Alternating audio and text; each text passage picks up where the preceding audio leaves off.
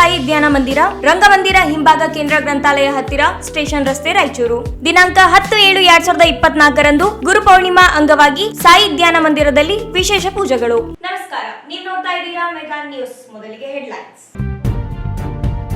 ರಾಯಚೂರು ವಿಶ್ವವಿದ್ಯಾಲಯ ಆರ್ಥಿಕ ನೆರವಿಗೆ ಸಚಿವ ಸಂಪುಟ ಸಮಿತಿಗೆ ಮನವಿ. ಕುಲಪತಿ ಶಿವಾನಂದ್ ಕೆಳಗಿನ ಮನಿ. ದ್ವಿಭಾಷಾ ನೀತಿ ಜಾರಿಗೆ ಆಗ್ರಹಿಸಿ ಕರ್ನಾಟಕ ರಕ್ಷಣಾ ವೇದಿಕೆಯಿಂದ ಮನವಿ. ಯರಗೇರ ತಾಲೂಕು ಕೇಂದ್ರವನ್ನಾಗಿಸಲು ಆಗ್ರಹಿಸಿ ಜುಲೈ 21ರಂದು ಬೆಂಗಳೂರಿನಲ್ಲಿ ಅನಿರ್ದಿಷ್ಟ ಧರಣಿ. ಮೊಹಮ್ಮದ್ ನಿಜಾಮುದ್ದೀನ್. ಸಿಂಧನೂರಿನ ಗುಡದಮ್ಮ ಕ್ಯಾಂಪಿನ ಶಾಲೆಯಲ್ಲಿ ಜಾತಿ ತಾರತಮ್ಯ. ಶರಣಬಸವೇಶ್ವರ ಶಾಲೆಯ ಅನುಮತಿ ರದ್ದಿಗೆ ವೈನರ್ಸಪ್ಪ ಆಗ್ರಹ. ವಿಜಯ ಪಾಲಿಕ್ಲಿನಿಕ್ಗೆ 10 ವರ್ಷದ ಸಂಭ್ರಮ. ಜುಲೈ 10ರಂದು ಉಚಿತ ಆರೋಗ್ಯ ಶಿಬಿರ. ಡಾಕ್ಟರ್ ಅಜಿತ್ ಕುಲಕರ್ಣಿ. ಜುಲೈ 10ರಂದು ಗುರುಪೂರ್ಣಿಮೆ ಅಂಗವಾಗಿ ಶ್ರೀ ಸಾಯಿ ಧ್ಯಾನ ಮಂದಿರದಲ್ಲಿ ವಿಶೇಷ ಕಾರ್ಯಕ್ರಮ. ಸಾಯಿ ಕಿರಣ್ ಆದೋನಿ ಮಾಹಿತಿ. ಜುಲೈ 10ರಂದು ವಿಶೇಷ ಉದ್ಗಾರ ಕ್ರಾಂತಿ ಕಾರ್ಯಕ್ರಮ. ಬಾನು ಬೇಗಂ. ನಗರದಲ್ಲಿ ಬೀದಿ ನಾಯಿಗಳ ಹಾವಳಿ ನಿಯಂತ್ರಿಸುವಲ್ಲಿ ಪಾಲಿಕೆ ವೈಫಲ್ಯ ಖಂಡಿಸಿ ಎಸ್ಡಿಪಿಐ ಪ್ರತಿಭಟನೆ. ಮತ್ತು ಬೀದಿ ನಾಯಿಗಳ ನಿಯಂತ್ರಣಕ್ಕೆ ಪಾಲಿಕೆಯಿಂದ 25 ಲಕ್ಷ ರೂಪಾಯಿ ವೆಚ್ಚದಲ್ಲಿ ನಾಳೆಯಿಂದ ಎಸ್ಒಪಿ ಕಾರ್ಯಾಚರಣೆ ಆರಂಭ. ಆಯುಕ್ತ ಜುಬಿನ್ ಮಹೋಪಾತ್ರ. ಆದಿಕವಿ ಮಹರ್ಷಿ ವಾಲ್ಮೀಕಿ ವಿಶ್ವವಿದ್ಯಾಲಯದ ಅಭಿವೃದ್ಧಿಗೆ ಸರ್ಕಾರದಿಂದ ಬರುವ ಆರ್ಥಿಕ ಅನುದಾನ ಬಿಟ್ಟರೆ ಯಾವುದೇ ಇತರ ಮೂಲಗಳಿಲ್ಲ. ಆದ್ದರಿಂದ ಸರ್ಕಾರದ ಮಟ್ಟದಲ್ಲಿ ತ್ರಿಸದಸ್ಯ ಕ್ಯಾಬಿನೆಟ್ ಉಪಸಮಿತಿಯನ್ನು ರಚಿಸಲಾಗಿದ್ದು, ಸಮಿತಿಯಿಂದ ಸರ್ಕಾರದ ಮೇಲೆ ಒತ್ತಡ ಹೇರಿ ಅಭಿವೃದ್ಧಿಗೆ ಅನುದಾನವನ್ನು ಪಡೆಯುವ ನಿರೀಕ್ಷೆ ಇದೆ ಎಂದು ಆದಿಕವಿ ಮಹರ್ಷಿ ವಾಲ್ಮೀಕಿ ವಿಶ್ವವಿದ್ಯಾಲಯದ ಕುಲಪತಿ ಶಿವಾನಂದ್ ಕೆಳಗಿನಮನಿ ಹೇಳಿದರು.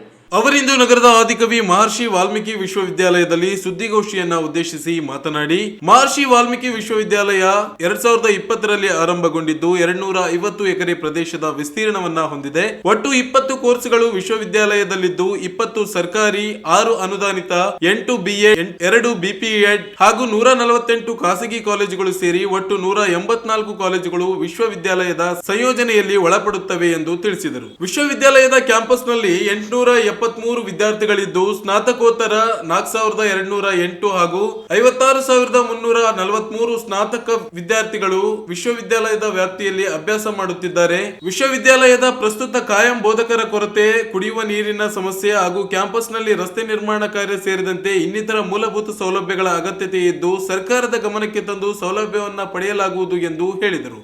ಇದೇ ವೇಳೆ ನಿಕಟಪೂರ್ವ ಹಂಗಾಮಿ ಕುಲಪತಿ ಸುಯಮೀಂದ್ರ ಕುಲಕರ್ಣಿ ಮಾತನಾಡಿ, ವಿಶ್ವವಿದ್ಯಾಲಯದ ವ್ಯಾಪ್ತಿಯಲ್ಲಿರುವ 143 ಖಾಸಗಿ ಕಾಲೇಜುಗಳ ಪೈಕಿ ವಿಶ್ವವಿದ್ಯಾಲಯದ ಸಂಯೋಜಿತದಲ್ಲಿರುವ ಯಾದಗಿರಿ ಹಾಗೂ ರಾಯಚೂರು ಜಿಲ್ಲೆಯ 11 ಕಾಲೇಜುಗಳಲ್ಲಿ ಅವ್ಯವಸ್ಥೆ ಕಂಡು ಬಂದಿದ್ದು, ಈಗಾಗಲೇ ಆಯಾ ಕಾಲೇಜುಗಳಿಗೆ ನೋಟಿಸ್ ನೀಡಲಾಗಿದೆ.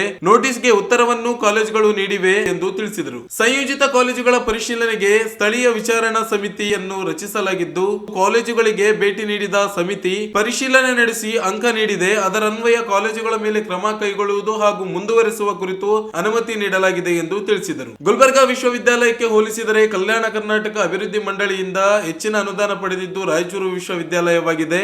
ಗುಲ್ಬರ್ಗಾ ವಿಶ್ವವಿದ್ಯಾಲಯಕ್ಕೆ 28 ಕೋಟಿ ಅನುದಾನ ನೀಡಲಾಗಿದ್ದು, ರಾಯಚೂರು ಮಹರ್ಷಿ ವಾಲ್ಮೀಕಿ ವಿಶ್ವವಿದ್ಯಾಲಯಕ್ಕೆ 34 ಕೋಟಿ ಅನುದಾನ ಬಂದಿದೆ ಎಂದು ತಿಳಿಸಿದರು.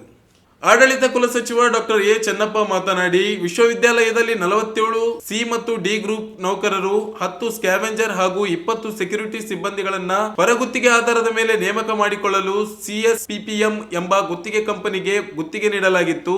ಅದರಂತೆ ಸಿಬ್ಬಂದಿಗಳನ್ನ ನೇಮಕ ಮಾಡಿಕೊಳ್ಳಲಾಗಿದೆ. ಆದೇಶ ಪ್ರತಿ ಇಲ್ಲದ ಸಿಬ್ಬಂದಿಗಳ ಮೇಲೆ ಕ್ರಮ ಕೈಗೊಳ್ಳಲಾಗುವುದು. ಜೊತೆಗೆ ಏಜೆನ್ಸಿಗೆ ದುಡ್ಡು ಕೊಟ್ಟು ಕೆಲಸ ಸೇರಿಕೊಂಡಿರುವ ಹೆಚ್ಚುವರಿ ಸಿಬ್ಬಂದಿಗಳ ಬಗ್ಗೆ ಮಾಹಿತಿ ಇಲ್ಲ. ಒಂದು ವೇಳೆ ಆ ರೀತಿಯಾದ ಘಟನೆ ನಡೆದಿದ್ದರೆ ಕ್ರಮ ಕೈಗೊಳ್ಳಲಾಗುವುದು. ಜೊತೆಗೆ ಏಜೆನ್ಸಿ ಹೆಸರಿನಲ್ಲಿ ಬಂದ ಹೆಚ್ಚುವರಿ ಸಿಬ್ಬಂದಿಗೆ ಏಜೆನ್ಸಿಯ ಜವಾಬ್ದಾರಿಯಾಗಿರುತ್ತದೆ ಎಂದು ಗುತ್ತಿಗೆ ಏಜೆನ್ಸಿಗೂ ನೋಟಿಸ್ ನೀಡಲಾಗಿದೆ ಎಂದು ತಿಳಿಸಿದರು.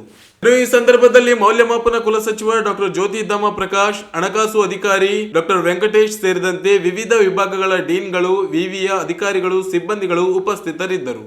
ವೆರಿಫಿಕೇಶನ್ ಮಾಡಿ ಯಾರನ್ನ ಈಗಾಗಲೇ ಹಳಬರಿದ್ರು 36 ಜನ, 10 ಜನ, 20 ಜನ ಅವರು ಹಳಬರು ಹಾಗೆ ಕಂಟಿನ್ಯೂ ಆಗಿದ್ದಾರೆ. ಕಳೆದ 24ರಲ್ಲಿ ಬಂದಿರತಕ್ಕಂತಹ ಪರ್ಮಿಷನ್ ಯಾವುದು 47 ಜನ CLD ಗ್ರೂಪ್ ತಗೋಬೇಕಂತ ಸರ್ಕಾರದಿಂದ ಬಂದಿರತಕ್ಕಂತಹ ಪರ್ಮಿಷನ್. ಸೊ ಆ ಪರ್ಮಿಷನ್ ಬಂದಾಗ ಏಜೆನ್ಸಿನ ಫಿಕ್ಸ್ ಮಾಡಿದಾಗ ಆ 47 ಜನನ ಮಾತ್ರ ನಮಗೆ ಕೊಡಬೇಕು ಅಂತಂದೇಳಿ ನಾವೀಗ ಏಜೆನ್ಸಿಯವ್ರಿಗೆ ಹೇಳಿದ್ದೀವಿ. ಅವರು 47 ಜನದ ಪಟ್ಟಿ ಕೊಟ್ಟಿದ್ದಾರೆ. ಆ 47 ಜನ ಪಟ್ಟಿ ಕೊಟ್ಟ ನಂತರ ಇನ್ನೂ ಕೆಲವರು ಹಾಗೆ ಕೆಲಸ ಮಾಡ್ತಾ ಇದ್ದಾರೆ ನಮ್ಮ ಯೂನಿವರ್ಸಿಟಿನಲ್ಲಿ ಅಂತ ಅಂತಕ್ಕಂತಹದ್ದು ವಿಷಯ ನಮ್ಮ ಗಮನಕ್ಕೆ ಬಂತು. ಆಮೇಲೆ ಈ ರೀತಿಯಾಗಿ ವಿಶ್ವವಿದ್ಯಾಲಯದಲ್ಲಿ ನೌಕರಿಯನ್ನು ಕೊಡಿಸ್ತೀವಿ ಅಂತ ಹೇಳಿ ಹೊರಗಿನವರು, ಹೊರಗಿನ ಏಜೆನ್ಸಿಯವರು ಕೆಲವು ಜನಗಳನ್ನ ಎಡತಾಕಿದ್ದು ಕೂಡ ನಮ್ಮ ಗಮನಕ್ಕೆ ಬಂತು. ಬಂದ ಕೂಡಲೇ ನಾವೇನು ಮಾಡಿದ್ವಿ, ಒಂದು ಸಾರ್ವಜನಿಕ ಪ್ರಕಟಣೆಯನ್ನ ಪತ್ರಿಕೆಯ ಮೂಲಕ ಹೊರಡಿಸಲಿಕ್ಕೆ ನಾವು ಕೊಟ್ಟಿವಿ. ಯಾವೂ ಕೂಡ ವಿಶ್ವವಿದ್ಯಾಲಯದಲ್ಲಿ ನೇಮಕಾತಿ, ಗುತ್ತಿಗೆ ಆಗಲಿ, ಹೊರಗುತ್ತಿಗೆ ಆಗಲಿ, ಕಾಯಂ ಆಗಲಿ, ಇಂಥ ನೇಮಕಾತಿಗಳು ಯಾವೂ ಇಲ್ಲ. ಸಾರ್ವಜನಿಕರು ಗಮನಕ್ಕೆ ನಾವು ತರ್ತಾ ಇದ್ದೇವೆ. ಆ ರೀತಿ ಏನಾದರೂ ನಿಮ್ಮನ್ನು ಕಾಂಟ್ಯಾಕ್ಟ್ ಮಾಡಿದ್ದು ಯಾರಾದರೂ ಇದ್ರೆ ಅವರ ಮಾಹಿತಿಯನ್ನು ನಮಗೆ ಕೊಡಿ. ದಯವಿಟ್ಟು ಯಾರೂ ಕೂಡ ಮಧ್ಯವರ್ತಿಗಳ ಮಾತನ್ನು ಕೇಳಿ ವಿಶ್ವವಿದ್ಯಾಲಯದಲ್ಲಿ ನೌಕರಿ ಕೊಡಿಸ್ತೀವಿ ಅಂತಕ್ಕಂತಹದ್ದು ಯಾವುದು ಇಲ್ಲಿ ನಾವು ಪ್ರಕಟಣೆಗಳನ್ನು ನಾವು ಹೊರಡಿಸಿಲ್ಲ. ಹಾಗಾಗಿ ಸಾರ್ವಜನಿಕರಿಗೆ ಇದು ಮಾಹಿತಿ ಇರಲಿ ಅಂತ ಒಂದು ನಾವು ಪತ್ರಿಕಾ ಪ್ರಕಟಣೆಯನ್ನು ಕೂಡ ಕೊಟ್ಟಿದ್ದೀವಿ. ಒಟ್ಟು ಕಳೆದ ಬಾರಿ 11 ಕಾಲೇಜುಗಳಿಗೆ ವಿಸಿಟ್ ಮಾಡಿದಾಗ ಅಲ್ಲಿ ಲೋಪದೋಷಗಳು ಕಂಡು ಬಂದಿತ್ತು. ಆ ಪರೀಕ್ಷಾ ಕೇಂದ್ರಗಳಿರ್ಬೋದು ಅಥವಾ ಆ ಕಾಲೇಜ್ಗಳಿಗೆ ಇಮಿಡಿಯೇಟ್ಲಿ ನೋಟಿಸ್ ಕೊಟ್ಟು ಅದಕ್ಕೆ ಕಂಪ್ಲೇಂಟ್ಸ್ ಕೇಳಿದ್ವಿ. ಅದಕ್ಕೆ ಕಂಪ್ಲೇಂಟ್ಸ್ ಕೊಟ್ಟಿದ್ದಾರೆ.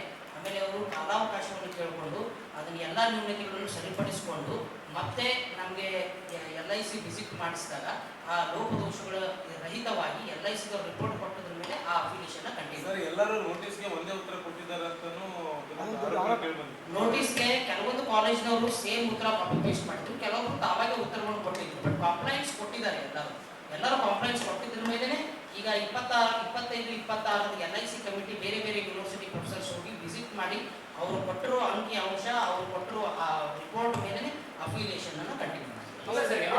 ನಿಮ್ಮ ಬೆಂಬಲ ಇದೆ ಅಂತ ಕೇಳ್ತಾ ಇದ್ದಾರೆ. ಅದೆಲ್ಲ ಯಾವ ಈಗ 11 ಲೋಪದೋಷಗಳು ಕೃಪಾಶೀರ್ವಾದ ಸಾಧ್ಯ ಇಲ್ಲ. ಯಾಕಂದ್ರೆ ಸೇಮ್ ಬಂದಾಗ ಎಲ್ಲ ಸೇಮ್ ಒಂದೇ ಲೋಪದೋಷಗಳು ಇರ್ತಾವ ಎಲ್ಲ ಕಾಲೇಜಲ್ಲಿ, 11 ಕಾಲೇಜಲ್ಲಿ ಕೂಡ. ಈ ವಿಶ್ವವಿದ್ಯಾಲಯ 1992ರಲ್ಲಿ ಗುಲ್ಬರ್ಗಾ ವಿಶ್ವವಿದ್ಯಾಲಯದ ವ್ಯಾಪ್ತಿಯಲ್ಲಿ ಒಂದು PG ಸೆಂಟರ್ ಆಗಿ ಸ್ಥಾಪನೆ ಆಯಿತು. ಇದು ಮೊದಲು ಕನ್ನಡ ಡಿಪಾರ್ಟ್ಮೆಂಟು ಆಗಿತ್ತು. ನಂತರದಲ್ಲಿ ಅದು ಎಲೆಕ್ಟ್ರಾನಿಕ್ ಕಮ್ಯುನಿಕೇಷನ್ಸು, ಕಂಪ್ಯೂಟರ್ ಇತ್ಯಾದಿ ಸುಮಾರು 17 ಡಿಪಾರ್ಟ್ಮೆಂಟ್ಗಳು ಸ್ಥಾಪನೆ ಆದವು. ಆಗಸ್ಟ್ 2020ರಲ್ಲಿ ಇದು ಎಸ್ಟಾಬ್ಲಿಷ್ ಆಯಿತು. ಈಗ ಟೋಟಲ್ ನಮ್ಮಲ್ಲಿ 20 ಡಿಪಾರ್ಟ್ಮೆಂಟ್ಸ್ಗಳಿದ್ದಾವೆ. ಆಮೇಲೆ ಸುಮಾರು ಕೆಲವು ಕಡೆಗೆ ನಮಗೆ PG ಕೋರ್ಸ್ಗಳು ನಡೆಸಿರ್ತಕ್ಕಂತಹ ಗೌರ್ಮೆಂಟ್ ಕಾಲೇಜುಗಳಲ್ಲಿ ಕೆಲವುಗಳನ್ನು ಕೂಡ ಕೊಟ್ಟಿದ್ದಾರೆ. ಇದು ನಮ್ಮಲ್ಲಿ ಈ ಸದ್ಯಕ್ಕೆ ಇರ್ತಕ್ಕಂಥ ಒಂದು ಸಣ್ಣ ಮಾಹಿತಿ. ಸುಮಾರು 256 ಎಕರೆ ಇದರಲ್ಲಿ ನಮ್ಮ ಕ್ಯಾಂಪಸ್ ಇರ್ತಕ್ಕಂಥದ್ದು. ಮತ್ತು ಇದರಲ್ಲಿ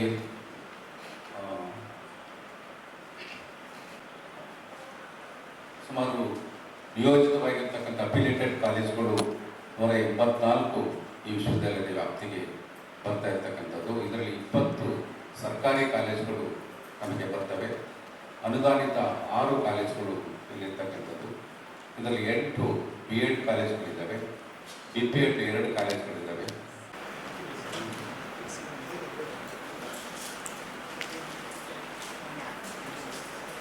ಶ್ರೀ ಮಹರ್ಷಿ ವಾಲ್ಮೀಕಿ ವಿಶ್ವವಿದ್ಯಾನಿಲಯದ ಸುದ್ದಿಗೋಷ್ಠಿಗೆ ಈ ಸುದ್ದಿಗೋಷ್ಠಿಯನ್ನು ಹಮ್ಮಿಕೊಂಡಿರ್ತಕ್ಕಂತಹ ಪ್ರೊಫೆಸರ್ ಶಿವಾನಂದ ಕೆಳಗಿನಮನಿಯವರಿಗೆ ತಮ್ಮೆಲ್ಲರ ಪರವಾಗಿ ಸ್ವಾಗತವನ್ನು ಕೋರ್ತಾ ಇದ್ದೀನಿ.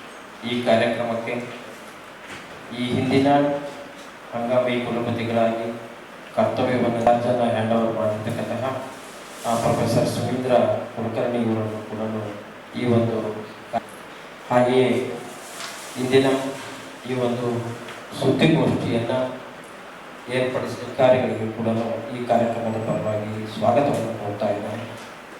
ಹಾಗೂ ಈ ಎಲ್ಲ ದೃಶ್ಯ ಮಾಧ್ಯಮ ಮತ್ತು ನಮ್ಮ ಎಲೆಕ್ಟ್ರಾನಿಕ್ ಮೀಡಿಯಾದ ಎಲ್ಲ ಫ್ಯೂಚರ್ ಪ್ಲ್ಯಾನ್ಗಳು ಏನಿದೆ ಅನ್ನುವಂಥದ್ದನ್ನು ಹೇಳುವುದು ಮತ್ತು ಸದ್ಯಕ್ಕೆ ನಮಗೆ ಎದುರಿಸ್ತಾ ಇರ್ತಕ್ಕಂಥ ಕೆಲವು ಸಮಸ್ಯೆಗಳು ಇಲ್ಲಿರ್ತಕ್ಕಂಥವುಗಳ ಬಗ್ಗೆ ತಮ್ಮ ಭಾಷಾ ಸಮತೋಲನಕ್ಕಾಗಿ ರಾಜ್ಯದಲ್ಲಿ ದ್ವಿಭಾಷಾ ನೀತಿ ಜಾರಿಗೊಳಿಸಲು ಆಗ್ರಹಿಸಿ ಕರ್ನಾಟಕ ರಕ್ಷಣಾ ವೇದಿಕೆ ರಾಜ್ಯದ ಮುಖ್ಯಮಂತ್ರಿಗಳಿಗೆ ಬರೆದ ಮನವಿಯನ್ನು ತಹಶೀಲ್ದಾರಿಗೆ ಸಲ್ಲಿಸಿ ಆಗ್ರಹಿಸಲಾಯಿತು. ಜಾಗತಿಕ ಭಾಷೆಯಲ್ಲಿ ಮಕ್ಕಳ ಸಾಧನೆಗೆ ಇಂಗ್ಲಿಷ್ಗೆ ಅವಕಾಶ ನೀಡುವ ಜೊತೆಗೆ ಕನ್ನಡ ಮಾಧ್ಯಮವನ್ನ ಉಳಿಸಿ ಬೆಳೆಸುವುದು ಅವಶ್ಯಕವಾಗಿದೆ. ಮಕ್ಕಳಲ್ಲಿ ಭಾಷಾ ಪ್ರೇಮ, ಸಂಸ್ಕೃತಿ, ಮೌಲ್ಯ ಬೆಳೆಸಲು ಕನ್ನಡ ಭಾಷಾ ಕಲಿಕೆ ಅವಶ್ಯಕವಾಗಿದೆ.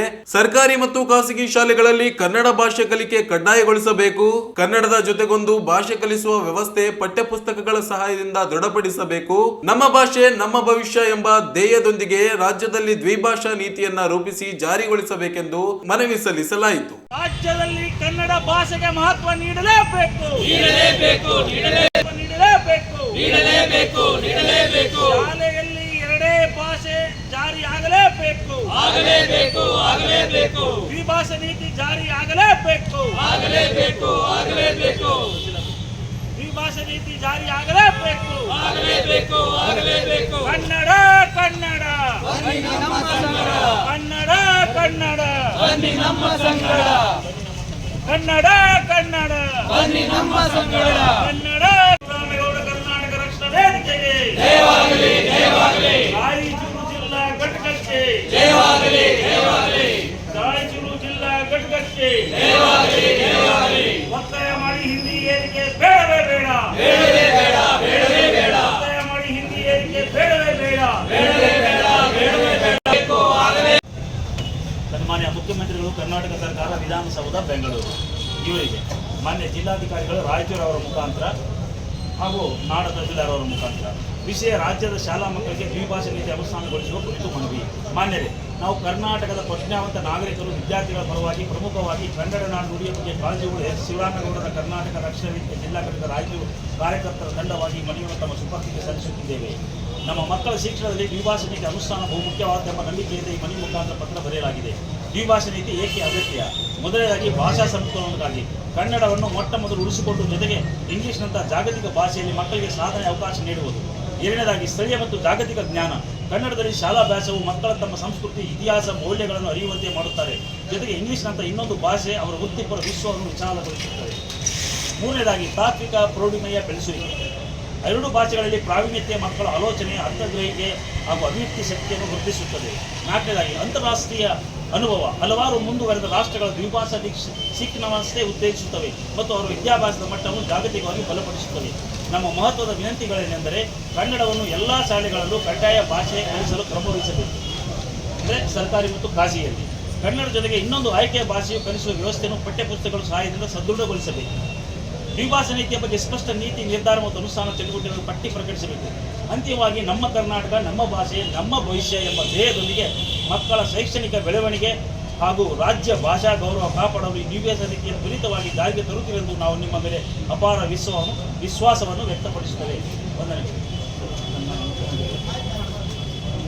ಇನ್ನು ಈ ಸಂದರ್ಭದಲ್ಲಿ ಕರ್ನಾಟಕ ರಕ್ಷಣಾ ವೇದಿಕೆ ಜಿಲ್ಲಾಧ್ಯಕ್ಷ ಅಶೋಕ್ ಕುಮಾರ್ ಜೈನ್, ರಮೇಶ್ ಕಲ್ಲೂರ್ಕರ್, ಆಸಿಫ್, ಮಲ್ಲಿಕಾರ್ಜುನ್, ಅಜೀಜ್, ವೀರಭದ್ರಯ್ಯ ಸ್ವಾಮಿ, ಮಹೇಂದ್ರ ಸಿಂಗ್, ಬಶೀರ್ ಅಹಮದ್ ಒಸ್ಮನಿ, ರಾಮಣ್ಣ ಮ್ಯಾದರ್, ಮಲ್ಲಿಕಾರ್ಜುನ್, ತಿಮ್ಮಯ್ಯ, ಮಲ್ಲಿಕಾರ್ಜುನ್ ದೊಡ್ಡಮನಿ, ನಾಗರಾಜ್, ಮೆಹಬೂಬ್, ಯಶೋಧ ರೆಡ್ಡಿ, ಮಹಮ್ಮದ್ ಆಸಿಫ್, ಬಸವರಾಜ್ ಸೇರಿ ಅನೇಕರು ಉಪಸ್ಥಿತರಿದ್ದರು. ತಾಲೂಕಿನ ಯರಗೇರ ತಾಲೂಕು ಕೇಂದ್ರವನ್ನಾಗಿ ಘೋಷಿಸಲು ಆಗ್ರಹಿಸಿ ಜುಲೈ 21ರಂದು ಬೆಂಗಳೂರಿನ ಫ್ರೀಡಂ ಪಾರ್ಕ್ ನಲ್ಲಿ ಅನಿರ್ದಿಷ್ಟ ನಡೆಸಲು ನಿರ್ಧರಿಸಲಾಗಿದೆ ಎಂದು ತಾಲೂಕು ಹೋರಾಟ ಸಮಿತಿ ಪ್ರಧಾನಿ ಸಂಚಾಲಕ ಮೊಹಮ್ಮದ್ ನಿಜಾಮುದ್ದೀನ್ ಹೇಳಿದರು. ಅವರಿಂದು ಮಾಧ್ಯಮಗೋಷ್ಠಿಯನ್ನ ಉದ್ದೇಶಿಸಿ ಮಾತನಾಡಿ, ಯರಗೇರ ತಾಲೂಕು ಕೇಂದ್ರವಾಗಲು ಎಲ್ಲಾ ಅರ್ಹತೆ ಪಡೆದಿದೆ. ಆದಿಕವಿ ಮಹರ್ಷಿ ವಾಲ್ಮೀಕಿ ವಿಶ್ವವಿದ್ಯಾಲಯವು ಸೇರಿದಂತೆ 106 ಎಕರೆ ಸರ್ಕಾರಿ ಜಮೀನು ಲಭ್ಯವಿದೆ. 19 ಗ್ರಾಮ ಪಂಚಾಯಿತಿಗಳು 78 ಗ್ರಾಮಗಳನ್ನ ಒಳಗೊಂಡು ಹೆದ್ದಾರಿ ರಸ್ತೆಯಲ್ಲಿದ್ದು 106 ಗ್ರಾಮಸ್ಥರಿಗೆ ತಾಲೂಕು ಕೇಂದ್ರವಾದರೆ ಅನುಕೂಲವಾಗುತ್ತದೆ. 2020ರಿಂದ ತಾಲೂಕು ಕೇಂದ್ರವನ್ನಾಗಿಸಲು ನಿರಂತರ ಹೋರಾಟ ನಡೆಸಿಕೊಂಡು ಬರಲಾಗಿದೆ. ಇತ್ತೀಚೆಗೆ ಯರಗೇರ ಗ್ರಾಮಕ್ಕೆ ಆಗಮಿಸಿದ್ದ ಮುಖ್ಯಮಂತ್ರಿಗಳು ಹಾಗೂ ಸಚಿವರುಗಳಿಗೂ ಮನವಿ ಸಲ್ಲಿಸಲಾಗಿದೆ ಎಂದರು. ಸರ್ಕಾರದಿಂದ ಯಾವುದೇ ಸ್ಪಂದನೆ ಬಾರದೇ ಇರುವುದರಿಂದ 22 ಕ್ರಷರ್ಗಳು 15ಕ್ಕೂ ಹೆಚ್ಚು ಕಾರುಗಳ ಮೂಲಕ ಪಕ್ಷಾತೀತವಾಗಿ ಬೆಂಗಳೂರಿನಲ್ಲಿ ಹೋರಾಟ ನಡೆಸಲು ತೀರ್ಮಾನಿಸಲಾಗಿದೆ. ಗಿಲ್ಲೆಸುಗೂರು, ಯರಗೇರ, ಕಲ್ಮಲ ಹೋಬಳಿ ವಿವಿಧ ಗ್ರಾಮಸ್ಥರು ಹೋರಾಟದಲ್ಲಿ ಭಾಗಿಯಾಗಲಿದ್ದಾರೆ ಎಂದು ತಿಳಿಸಿದರು. ಮುಂದಿನ ಹಂತದಲ್ಲಿ ಉಸ್ತುವಾರಿ ಸಚಿವರು, ಜಿಲ್ಲೆಯ ಶಾಸಕರು, ವಿಧಾನ ಪರಿಷತ್ ಸದಸ್ಯರು ಹಾಗೂ ಸಂಸದರ ಮನೆ ಕಚೇರಿಗಳ ಮುಂದೆ ಅನಿರ್ದಿಷ್ಟಾವಧಿ ಧರಣಿ ನಡೆಸಲಾಗುತ್ತದೆ. ಸರ್ಕಾರ ಸ್ಪಂದನೆ ನೀಡದೆ ಹೋದಲ್ಲಿ ವಿಧಾನಸೌಧಕ್ಕೂ ಮುತ್ತಿಗೆ ಹಾಕಿ ಪ್ರತಿಭಟನೆ ನಡೆಸಲು ನಿರ್ಧರಿಸಲಾಗಿದೆ ಎಂದರು. ನಮ್ಮ ಗುರಿಯನ್ನು ಇಟ್ಟುಕೊಂಡು ರೂಪುರೇಷೆಗಳನ್ನು ನಾವು ನಮ್ಮ ಯರಗೇರ ರಚನೆ ತಾಲೂಕು ರಚನೆ ಹೋರಾಟ ಸಮಿತಿಯ ಪರವಾಗಿ ಹಂತ ಹಂತವಾಗಿ ಮೊಟ್ಟ ಮೊದಲನೆಯದಾಗಿ ನಮ್ಮ 2020ರಿಂದ ನಾವು ಈ ಹೋರಾಟವನ್ನು ಪ್ರಾರಂಭ ಮಾಡಿದ್ದೇವೆ. ಆ ಒಂದು ಸಂದರ್ಭದಲ್ಲಿ ಮಾನ್ಯ ಮುಖ್ಯಮಂತ್ರಿಯವರಿಗೆ, ಅಂದಿನ ಮುಖ್ಯಮಂತ್ರಿಯವರಿಗೆ, ಕಂದಾಯ ಸಚಿವರಿಗೆ ಮತ್ತು ಇತ್ತೀಚೆಗೆ ನಮ್ಮ ರಾಜ್ಯದ ಮುಖ್ಯಮಂತ್ರಿಗಳಾದ ಮಾನ್ಯ ಸಿದ್ದರಾಮಯ್ಯರವರಿಗೆ ಯರಗೇರ ಗ್ರಾಮಕ್ಕೆ ಆಗಮಿಸಿದಾಗ ನೇರವಾಗಿ ನಮ್ಮ ಸಮಿತಿಯ ವತಿಯಿಂದ ನಾವು ನಮ್ಮ ಯರಗೇರ ತಾಲೂಕು ರಚನೆ ಮಾಡಬೇಕಂತ ಹೇಳಿ ಒತ್ತಾಯ ಮಾಡಿದ್ವಿ. ಅದರ ಜೊತೆಯಲ್ಲಿಯೇ ನಾವು ಮುಖ್ಯವಾಗಿ ನಮ್ಮ ಯರಗೇರ ತಾಲೂಕು ಮಾಡಲಿಕ್ಕೆ ಹಲವಾರು ರೀತಿಯ ಉತ್ತಮವಾದಂತಹ ಸಾರ್ವಜನಿಕರಿಗೆ ಸೌಲಭ್ಯವಾಗುವಂತಹ ಮುಖ್ಯವಾಗಿ ಅರ್ಹತೆಗಳು ಇವೆ. ಆ ಅರ್ಹತೆಗಳು ನಮ್ಮ ಶ್ರೀ ಆದಿಕವಿ ಶ್ರೀ ಮಹರ್ಷಿ ವಾಲ್ಮೀಕಿ ವಿಶ್ವವಿದ್ಯಾನಿಲಯ ಯರಗೇರ ಸೀಮಾಂತರದ ಜಮೀನು ಸರ್ವೆ ನಂಬರ್ 347ರಲ್ಲಿ 250 ಎಕರೆ ಜಮೀನು ಆ ವಿಶ್ವವಿದ್ಯಾಲಯ ನಮ್ಮ ಜಮೀನಿನಲ್ಲಿ ಇರುತ್ತದೆ. ಮುಖ್ಯವಾಗಿ ನಮ್ಮ ಒಂದು ಒತ್ತಾಯ 78 ಗ್ರಾಮಗಳು, 19 ಗ್ರಾಮ ಪಂಚಾಯಿತಿಗಳ ಕೇಂದ್ರ ಸ್ಥಾನ, ಅದರಲ್ಲಿ 78 ಗ್ರಾಮಗಳು ಈ ಒಂದು ನಮ್ಮ ತಾಲೂಕಿಗೆ ಒಳಪಡುತ್ತವೆ. ಅದರಲ್ಲಿ ಹಲವಾರು ರೀತಿಯ ನಮ್ಮ ಯರಗೇರ ಗ್ರಾಮದಲ್ಲಿ ಸರ್ಕಾರಿ ಇದು ಬಿಟ್ಟು ಮತ್ತೆ 376 ಎಕರೆ ಸರ್ಕಾರಿ ಭೂಮಿ ಲಭ್ಯವಿರುತ್ತದೆ. ಅದರ ಜೊತೆಯಲ್ಲಿಯೇ ನಾವು ಮುಖ್ಯವಾಗಿ ಈಗ ನಮ್ಮ ಎಜೆಂಡಾ ಕಲ್ಯಾಣ ಕರ್ನಾಟಕ ಹಿಂದುಳಿದ ಭಾಗದಂತ ನಮ್ಮ ರಾಯಚೂರು ತಾಲೂಕಿನ ಗ್ರಾಮಗಳು ತುಂಗಭದ್ರಾ ಮತ್ತು ಕೃಷ್ಣಾ ನದಿ ಇದ್ದರೂ ಸಹಿತ ನೀರಾವರಿ ಸೌಲಭ್ಯದಿಂದ ನಾವು ವಂಚಿತರಾಗಿದ್ದೇವೆ. ಅದರಲ್ಲಿ ಮುಖ್ಯವಾಗಿ ನಾವು ಗಡಿ ಭಾಗದ ಆಂಧ್ರ ಮತ್ತು ತೆಲಂಗಾಣ ಗಡಿ ಭಾಗದಲ್ಲಿರುವುದರಿಂದ ನಮ್ಮ ಕನ್ನಡ ಭಾಷೆಯನ್ನು ಉಳಿಸಲು ಮುಖ್ಯವಾದಂತಹ ಒಂದೇನಪ್ಪ ಅಂತಂದ್ರೆ ನಮಗೆ ಆ ಒಂದು ಕನ್ನಡ ಭಾಷೆ, ನಮ್ಮ ಭಾಷೆಯನ್ನು ನಾವೇನಪ್ಪ ಅಂದ್ರೆ ಉಳಿಸಲಿಕ್ಕೆ ಶತಪ್ರಯತ್ನ ಮಾಡ್ಬೇಕಂತಂದ್ರೆ ಅದು ನಮಗೆ ತಾಲೂಕು ಆಗ್ಲೇಬೇಕಂತ ಹೇಳಿ ಮತ್ತೊಂದು ಮುಖ್ಯವಾದಂತಹ ಒತ್ತಾಯ. ಹೋರಾಟ ಸಮಿತಿಯಿಂದ ರೂಪುರೇಷೆಗಳನ್ನು ಯಾವ ರೀತಿ ನಾವು ಹೋರಾಟ ಮಾಡಬೇಕಂತ ಹೇಳಿ ನಾವು ತೀರ್ಮಾನ ಮಾಡಿದ್ದೇವೆ. ಅದರಲ್ಲಿ ಮುಖ್ಯವಾಗಿ ನಾವು ದಿನಾಂಕ 21 ಇದೇ ತಿಂಗಳ ಜುಲೈ 2025ರಂದು ಬೆಂಗಳೂರಿನ ಫ್ರೀಡಂ ಪಾರ್ಕ್ ನಲ್ಲಿ ನಮ್ಮ ಯರಗೇರ ತಾಲೂಕು ರಚನೆ ಮಾಡಬೇಕಂತ ಹೇಳಿ ಉಗ್ರವಾದಂತಹ ಅನಿರ್ದಿಷ್ಟ ಮುಷ್ಕರವನ್ನು ಹಮ್ಮಿಕೊಂಡಿದ್ದೇವೆ. ಇದು ರಸ್ತೆಯ ಮೂಲಕ ಸುಮಾರು 22 ಕ್ರಷರ್ ವಾಹನಗಳು, ಅದರ ಜೊತೆಯಲ್ಲಿ 15 4 ಚಕ್ರ ವಾಹನಗಳ ಕಾರುಗಳ ಮುಖಾಂತರ ನಾವು ಯರಗೇರ ಗ್ರಾಮ ಮತ್ತು ಗಿರೇಸೂರು ಗ್ರಾಮಗಳ ವ್ಯಾಪ್ತಿಯ ಹೋಬಳಿಗಳ, ಅದರ ಜೊತೆಯಲ್ಲಿಯೇ ಕಲ್ಮಲ ಕೆಲವೊಂದು ಗ್ರಾಮಗಳ ವ್ಯಾಪ್ತಿಯಲ್ಲಿ ಬರುವಂತಹ ಜಿಲ್ಲಾ ಪಂಚಾಯತ್ ಕ್ಷೇತ್ರದ ವ್ಯಾಪ್ತಿಯಿಂದ ಬರುವಂತಹ ಗ್ರಾಮಗಳಿಂದ ನಾವು ಹೋಗ್ತಾ ಇದ್ದೀವಿ.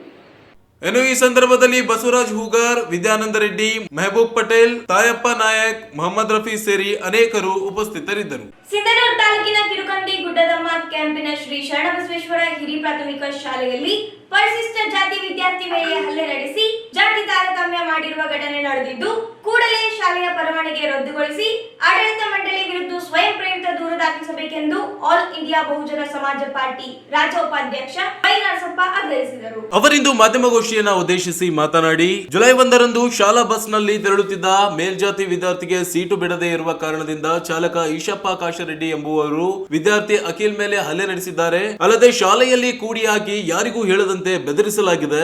ಶಾಲಾ ಆಡಳಿತ ಮಂಡಳಿ ಅಧ್ಯಕ್ಷ ವಿರೂಪಣ್ಣ ಸೌಕಾರ್ ಇವರು ಬೆದರಿಸಿದ್ದಾರೆ. ಜುಲೈ 3ರಂದು ಶಾಲಾ ಶಿಕ್ಷಣ ಇಲಾಖೆ ಡಿಡಿಪಿಐ ಮತ್ತು ಬಿಇಒ ಶಾಲೆಗೆ ಭೇಟಿ ನೀಡಿ ವಿದ್ಯಾರ್ಥಿಯನ್ನ ಬೇರೆ ಶಾಲೆಗೆ ನೋಂದಣಿ ಮಾಡುವಂತೆ ಹೇಳಿದ್ದಾರೆ ಹೊರತು ಜಾತಿ ತಾರತಮ್ಯ ಮಾಡಿದ ಶಾಲಾ ಆಡಳಿತ ಮಂಡಳಿ ಚಾಲಕರ ವಿರುದ್ಧ ಯಾವುದೇ ಯಾವುದೇ ಕ್ರಮಕ್ಕೆ ಮುಂದಾಗಿಲ್ಲ ಎಂದು ಆಕ್ರೋಶ ವ್ಯಕ್ತಪಡಿಸಿದರು. ಆಡಳಿತ ಮಂಡಳಿ ಏಜೆಂಟರಂತೆ ಶಿಫಾರಸು ಪತ್ರ ಕೊಡುವುದಾಗಿ ಹೇಳಿ ಬೇರೆ ಶಾಲೆಗೆ ಸೇರಿಸುವಂತೆ ಸಲಹೆ ನೀಡಿದ್ದಾರೆ. ಶಾಲೆಗೆ ಬೇಕಾದ ಮೂಲಭೂತ ಸೌಕರ್ಯಗಳಿಲ್ಲದೆ ಇದ್ದರೂ ಇಲಾಖೆ ಶಾಲೆಗೆ ಪರವಾನಗಿ ನೀಡಿದೆ. ಅಸ್ಪೃಶ್ಯತೆ, ಜಾತಿ ತಾರತಮ್ಯ ಶಾಲೆಯಲ್ಲಿ ಜೀವಂತವಾಗಿದೆ. ತಿಡಿಗೋಳ, ಕುರುಕುಂದ ಮತ್ತು ಗುಡ್ದಮ್ಮ ಕ್ಯಾಂಪಿನಲ್ಲಿ ಇಂದಿಗೂ ಅಸ್ಪೃಶ್ಯತೆ ಜೀವಂತವಾಗಿದೆ. ಪರಿಶಿಷ್ಟ ಜಾತಿಯವರಿಗೆ ಕ್ಷೌರ ಮಾಡುವುದಿಲ್ಲ.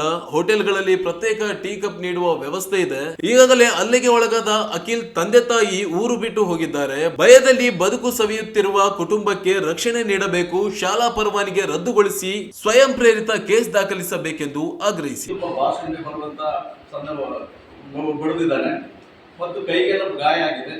ಅವನು ಗಾಯ ಆಗಿದ್ದನ್ನು ಸೀದಾ ಕ್ಲಾಸ್ ರೂಮ್ಗೆ ಹೋದಾಗ ಟೀಚರ್ ನೋಡಿದ್ದಾರೆ. ಅವನನ್ನು ಅಳ್ತಕ್ಕಂತಿದ್ದವರು ಒಂದು ರೂಮ್ನಲ್ಲಿ ಕೂಡ ಹಾಕಿ ಸುಮಾರು ಮಧ್ಯಾಹ್ನ ಕೂಡ ಹಾಕಿರೋದು. ಅವ್ನು ಊಟ ಮಾಡೋಕ್ಕೆ ಆಗದ ಪರಿಸ್ಥಿತಿಯಲ್ಲಿ ಅಲ್ಲಿರ್ತಕ್ಕಂಥ ಟೀಚರೇ ಬಂದು ಊಟ ಮಾಡಿಸಿದ್ದಾರೆ. ತದನಂತರ ಸಾಯಂಕಾಲದ ನಾವು ಅಲ್ಲೇ ಕೂಡ ಹಾಕಿ ಸಾಯಂಕಾಲ ಬಸ್ಸು ಮತ್ತೆ ಪುನಃ ಮನೆಗೆ ಹೋಗುವ ಸಂದರ್ಭದಲ್ಲಿ ಅವ್ರ ಮನೆಗೆ ಹೋಗಿ ಕೇಳಿದ್ರೆ ಅವ್ರಿಗೆ ಮೊದಲೇ ಬೆಳೆಸಿದ್ರಿ, ನಮ್ಮ ಹೆಸರು ಹೇಳ್ಬೇಡ, ನಾಳೆ ಮತ್ತೆ ಹೊಡ್ತೀವಿ ಅಂತ ಹೇಳಿದ್ರೆ ಅವ್ನು ಯಾರೋ ಹೊಡೆದ್ರಿಗೆ ಅಂತ ಕೇಳಿದ್ರೆ ಇಲ್ಲ ಬೇರೆಯವ್ರು ಅನುಭವ ಅಂತ ಹೇಳಿದ್ರೆ ಕರೆಕ್ಟ್ ಇಷ್ಟೊಂದು ಬೇರೆಯವ್ರು ಬರೋಕ್ಕೆ ಸಾಧ್ಯನೇ ಇಲ್ಲ. ಏನಂತ ಹೇಳಿದ್ರೆ ಹಿಂಗೆ ಡ್ರೈವರ್ ಈಶಪ್ಪ ಕಾಸರೆಡ್ಡಿ ಅನ್ನೋರು ಹೊಡೆದಿದ್ದಾರೆ ಅಂತ ವಿಷಯ ಗೊತ್ತು ಮಾಡಿಕೊಂಡು ಅಲ್ಲಿರ್ತಕ್ಕಂಥ ಈ ಅಖಿಲ್ ಅವರ ತಂದೆ ತಾಯಿ ಮತ್ತು ಅವರ ಸಂಬಂಧಿಕರು ಬಂದು ಮ್ಯಾನೇಜ್ಮೆಂಟ್ಗೆ ಬಂದಂಥ ಸಂದರ್ಭದಲ್ಲಿ ಅಲ್ಲಿರ್ತಕ್ಕಂಥ ವೀರಪ್ಪಣ್ಣ ಸಾವುಕಾರ ಮ್ಯಾನೇಜ್ಮೆಂಟ್ ಅಧ್ಯಕ್ಷರು ಅವ್ರನ್ನ ಕೇಳಿದ್ರೆ ಅವರು ಏನು ಹೇಳ್ತಿದ್ರು ಅಂದ್ರೆ ಅವ್ರು ಇಂಥವೆಲ್ಲ ಆಗ್ತಿರ್ತಾವೆ, ನೀವೆಲ್ಲ ತಲೆಗೆ ಹಚ್ಕೋಬೇಡ್ರಿ ಅಂತ ಹೇಳಿದ್ರೆ ಹಿಂಗೆಲ್ಲ ಬಡಿತಾರೆ ಏನಂದಿದ್ರೆ ಹಿಂಗೆಲ್ಲ ಯಾಕೆ ಮಾಡ್ತೀರಿ ನೀವು ಅಂತ ಹೇಳಿದ್ರೆ ಅವಾಗ ಅವ್ರು ಏನಾದ್ರು ನೀವು ಏನು ಹೋಗಿ ಕೇಸ್ ಮಾಡ್ಕೊಳ್ರಿ, ನಾವು 3 ದಿವಸದಲ್ಲಿ ಹೊರಗಡೆ ಬರ್ತೀವಿ, ಬಂದ ನಂತರ ನಿಮ್ದೇನಾಗ್ತದೆ ಅವಾಗ ನೋಡ್ತೀವಿ ಅಂತ ಬೆದರಿಕೆ ಹಾಕೋದ್ರಿಂದ ಅವ್ರು ಇವತ್ತು ಇನ್ನು ಈ ಸಂದರ್ಭದಲ್ಲಿ ಹನುಮಂತಪ್ಪ ಭಂಡಾರಿ, ವಸಂತ್ ಹಸ್ಕಿಯಾಳ್, ಭಾಸ್ಕರ್ ರಾಜ್, ಯೇಸುರಾಜ್ ಆಶಾಪುರ್ ಸೇರಿ ಅನೇಕರು ಉಪಸ್ಥಿತರಿದ್ದರು. ಈಗ ಚಿಕ್ಕದೊಂದು ಬ್ರೇಕ್ ನಂತರ ಮೆಗಾ ನ್ಯೂಸ್ ಮುಂದುವರಿಯುತ್ತೆ.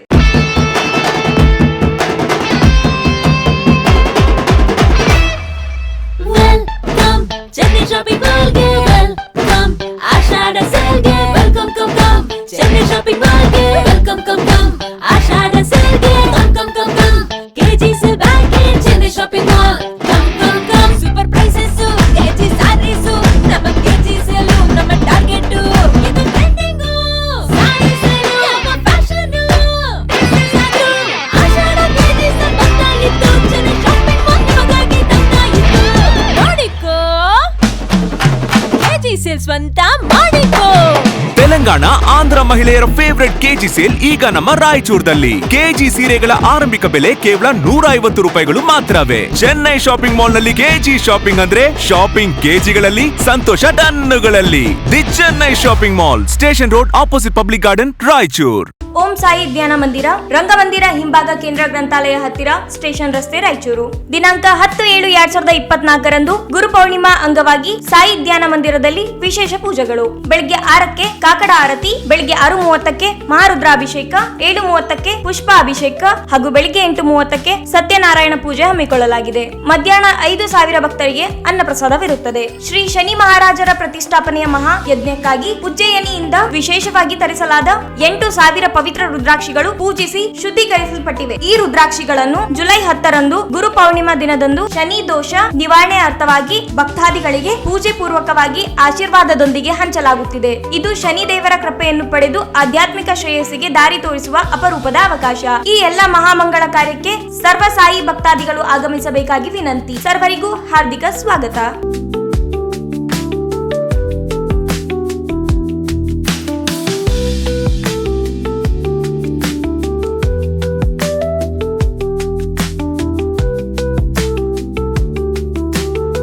ಸ್ವಾಗತ ಕೋರುವವರು ಶ್ರೀ ಸಾಯಿ ಕಿರಣ್ ಆಧೋನಿ ಗುರುಜಿ, ಸಂಸ್ಥಾಪಕ ಧರ್ಮಾಧಿಕಾರಿಗಳು. ಹೆಚ್ಚಿನ ಮಾಹಿತಿಗಾಗಿ ಸಂಪರ್ಕಿಸಿ 9164000600.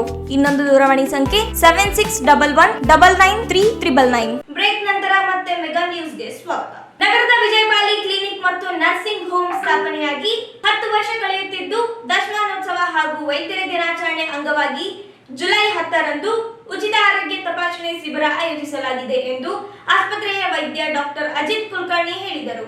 ಅವರಿಂದು ಮಾಧ್ಯಮಗೋಷ್ಠಿಯನ್ನ ಉದ್ದೇಶಿಸಿ ಮಾತನಾಡಿ ಜೀವನ ಶೈಲಿ, ಮಧುಮೇಹ, ರಕ್ತದೊತ್ತಡ, ಅನುವಂಶೀಯತೆ ಕಾರಣಗಳಿಂದ ಜನರಲ್ಲಿ ಹೃದಯ ಸಂಬಂಧಿ ರೋಗಗಳು ಹೆಚ್ಚಾಗುತ್ತಿವೆ. ಮುನ್ನೆಚ್ಚರಿಕೆಯಿಂದ ನಿಯಂತ್ರಿಸಬಹುದಾಗಿದೆ. ನಿರಂತರವಾಗಿ ತಪಾಸಣೆಗೆ ಒಳಗಾಗಿ ಪರೀಕ್ಷೆ ಮಾಡಿಕೊಳ್ಳುವುದು ಅತ್ಯಗತ್ಯವಾಗಿದೆ. ಕಳೆದ 9 ವರ್ಷಗಳಿಂದ ಜಿಲ್ಲೆಯ ಜನರಿಗೆ ಹೃದಯ ಸಂಬಂಧಿ ಚಿಕಿತ್ಸೆ ಆಸ್ಪತ್ರೆ ನೀಡುತ್ತಾ ಬಂದಿದೆ. ಎಂಜಿಯೋಗ್ರಾಮ್, ಮಧುಮೇಹ, ರಕ್ತದೊತ್ತಡ ಪರೀಕ್ಷೆಗಳನ್ನ ಉಚಿತವಾಗಿ ನಡೆಸಲಾಗುತ್ತದೆ. ಯಾವುದೇ ವಯಸ್ಸಿನ ಮಿತಿ ಇಲ್ಲದೆ ಹೃದಯಾಘಾತವಾಗುವ ಸಾಧ್ಯತೆಗಳು ಹೆಚ್ಚಾಗುತ್ತಿವೆ. ಎಲ್ಲಾ ವಯಸ್ಸಿನವರು 6 ತಿಂಗಳಿಗೆ ಒಮ್ಮೆಯಾದರೂ ಪರೀಕ್ಷೆ ಮಾಡಿಸಿಕೊಳ್ಳಲೇಬೇಕು. ಕಾರಣ ಉಚಿತವಾಗಿ ನಡೆಯಲಿರುವ ಶಿಬಿರದ ಸದುಪಯೋಗ ಪಡೆದುಕೊಳ್ಳಬೇಕು ಎಂದು ಮನವಿ ಮಾಡಿದರು. ಸರ್ಕಾರ ಹಾಗೂ ಖಾಸಗಿ ವಿಮಾ ಸೌಲಭ್ಯಗಳಿದ್ದು ಉಪಯೋಗ ಪಡೆದುಕೊಳ್ಳಬಹುದಾಗಿದೆ ಎಂದರು. ಆಮೇಲೆ ಒಂದು ನಮ್ಮ ಆಸ್ಪತ್ರೆ ಸ್ಟಾರ್ಟ್ ಆಗಿ 10 ವರ್ಷ ಆಯಿತು. ಎರಡನೇದು ಡಾಕ್ಟರ್ಸ್ ಡೇ ಪರವಾಗಿ ಈ ಉಚಿತ ಆರೋಗ್ಯ ಶಿಬಿರವನ್ನು ಆಯೋಜಿಸುತ್ತಿದ್ದೇವೆ. ಸೊ ಜನರಲ್ಲಿ ನಂದು ರಿಕ್ವೆಸ್ಟ್ ಏನಂತಂದ್ರೆ ಆದಷ್ಟು ಜನ ಬಂದು ಈ ಕ್ಯಾನ್ಸರ್ ಬೆನಿಫಿಟ್ ತಗೊಂಡು ನಿಮ್ಮ ಹೃದಯವನ್ನು ಕಾಪಾಡ್ಕೋಬೇಕು. ಹೃದಯವನ್ನು ಕಾಪಾಡಿದ್ರೆ ನಿಮ್ಮ ಜೀವನವನ್ನು ಕಾಪಾಡಬಹುದು ಅಂತ ಧನ್ಯವಾದಗಳು. ಏನಾಗ್ತದೆ ಅಂತಂದ್ರೆ ಡ್ರಿಂಕ್ಸು, ಸ್ಮೋಕಿಂಗ್ ಮಾಡೋದ್ರಿಂದ ಜಾಸ್ತಿ ಆಗುತ್ತೆ. ಬಟ್ ಅದು ಮಾಡದೇ ಇದ್ರೆ ಆಗೋದಿಲ್ಲ ಅಂತ ಅರ್ಥ ಅಲ್ಲ. ಡ್ರಿಂಕ್ಸು, ಸ್ಮೋಕಿಂಗ್ ಒಂದು ಕಾರಣ, ಅದಲ್ಲದೆ ಇನ್ನೂ ತುಂಬ ಕಾರಣ ಇರುತ್ತೆ. ನಾನೇನು ಹೇಳಿದೆ, ವಂಶ ಪಾರಂಪರಿಕವಾಗಿ ಹೃದಯಾಘಾತ ಆಗೋ ಚಾನ್ಸ್ ಇರುತ್ತೆ ಅಂತ ಹೇಳಿದೆ. ನೆಕ್ಸ್ಟ್ ಸಕ್ಕರೆ ಕಾಯಿಲೆ ಇದ್ರೆ ಹೃದಯಾಘಾತ ಆಗೋ ಚಾನ್ಸ್ 5 ಪಟ್ಟು ಹೆಚ್ಚಾಗುತ್ತೆ. ಆಮೇಲೆ ಬ್ಲಡ್ ಪ್ರೆಷರ್, BP ಕಾಯಿಲೆ ಇದ್ರೆ ಹೃದಯಾಘಾತ ಆಗೋ ಚಾನ್ಸ್ 2 ಪಟ್ಟು ಹೆಚ್ಚಾಗುತ್ತೆ. ಕೊಲೆಸ್ಟ್ರಾಲ್ ಲೆವೆಲ್ಸ್, ಬೊಜ್ಜುತನ ಜಾಸ್ತಿ ಇತ್ತು ಅಂದ್ರೂ ಹೃದಯಾಘಾತ ಆಗೋ ಚಾನ್ಸ್ ಹೆಚ್ಚಾಗುತ್ತೆ. ಅದಲ್ಲದೆ ನಮ್ಮ ಜೀವನ ಶೈಲಿ ಅಂತ ಹೇಳಿದ್ರೆ ನಾವು ರೆಗ್ಯುಲರ್ ಎಕ್ಸರ್ಸೈಸ್ ಮಾಡದೇ ಇದ್ರೆ ಆಗಿದೆ. ಸೊ ಅದರಲ್ಲಿ ಯಾವ ಕಾರಣ ಇರೋದಿಲ್ಲ ಸರ್, ಅದರಲ್ಲಿ ಇನ್ಫೆಕ್ಷನ್, ಬ್ಲಡ್ ಇನ್ಫೆಕ್ಷನ್ ಆದ್ರೂ ಒಮ್ಮೊಮ್ಮೆ ಸ್ವಲ್ಪ ಕವಾಸಾಕಿ ಆರ್ಥರೈಟಿಸ್ ಅಂತ ಚಿಕ್ಕ ಮಕ್ಕಳಲ್ಲಿ ಒಂದು ಜಡ್ ಇದೆ.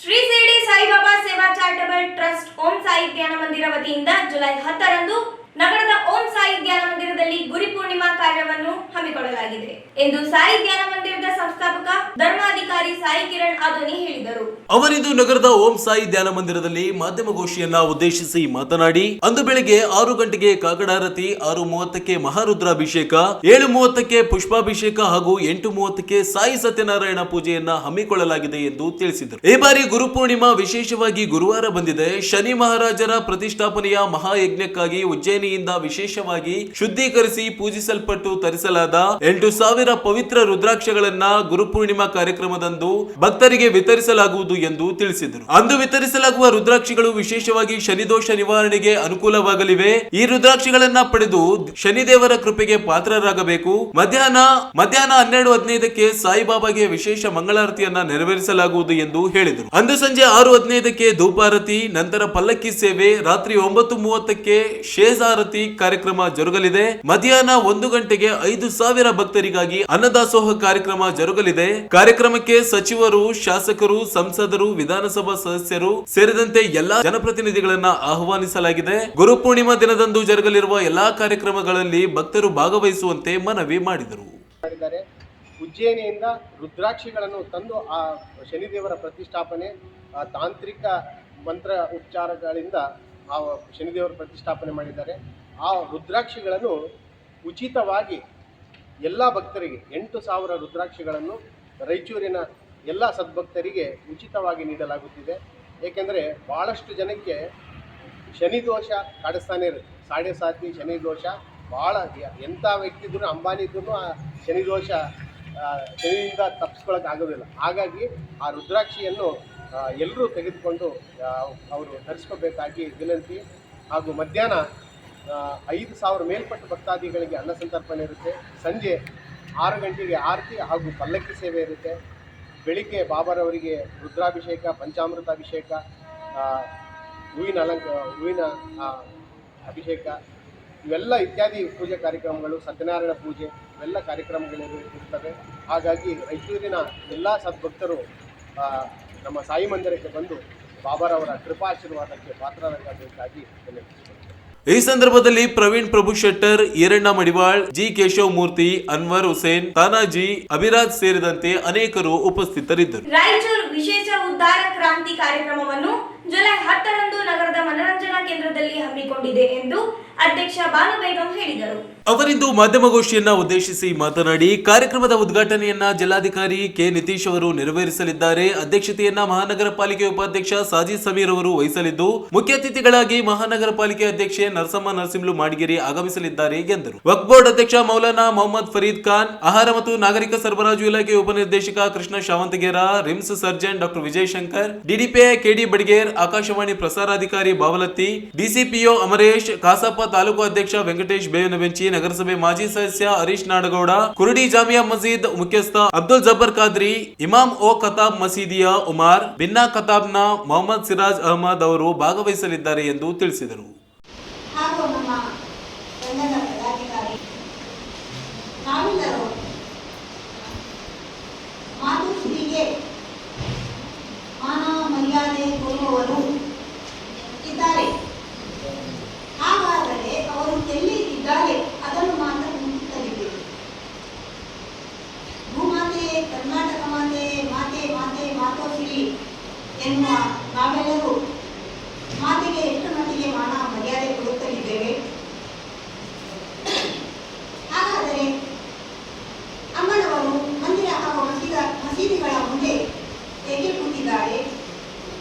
ಅವರಿಗಾಗಿ ನಾವು ಶಾಶ್ವತ ಶೆಲ್ಟರ್ ಕಟ್ಟುವುದಾಗಿ ಎಲ್ಲರೂ ಜನನಾಯಕರು, ಅಧಿಕಾರಿಗಳು ಹಾಗೂ ಸರ್ಕಾರ ಈ ಬಗ್ಗೆ ಮುಂದುವರಿದು ಅಮ್ಮನವರ ಹಾಹಾಕಾರ ಕಡಿತಗೊಳಿಸಬೇಕು ಎನ್ನುವ ಉದ್ದೇಶದಿಂದ ನಾವು ಈ ನಾಡ ಕೆಲಸ ಹಾಗೂ ರಾಯಚೂರು ವಿಶೇಷ ಕಾರ್ಯಕ್ರಮ ದಿನಾಂಕ 10/7/2025ರಂದು ನಗರದ ಮನೋರಂಜನಾ ಕೇಂದ್ರ ಅಂಬೇಡ್ಕರ್ ಸರ್ಕಲ್ ಹತ್ತಿರ ಹಮ್ಮಿಕೊಂಡಿದ್ದೇವೆ.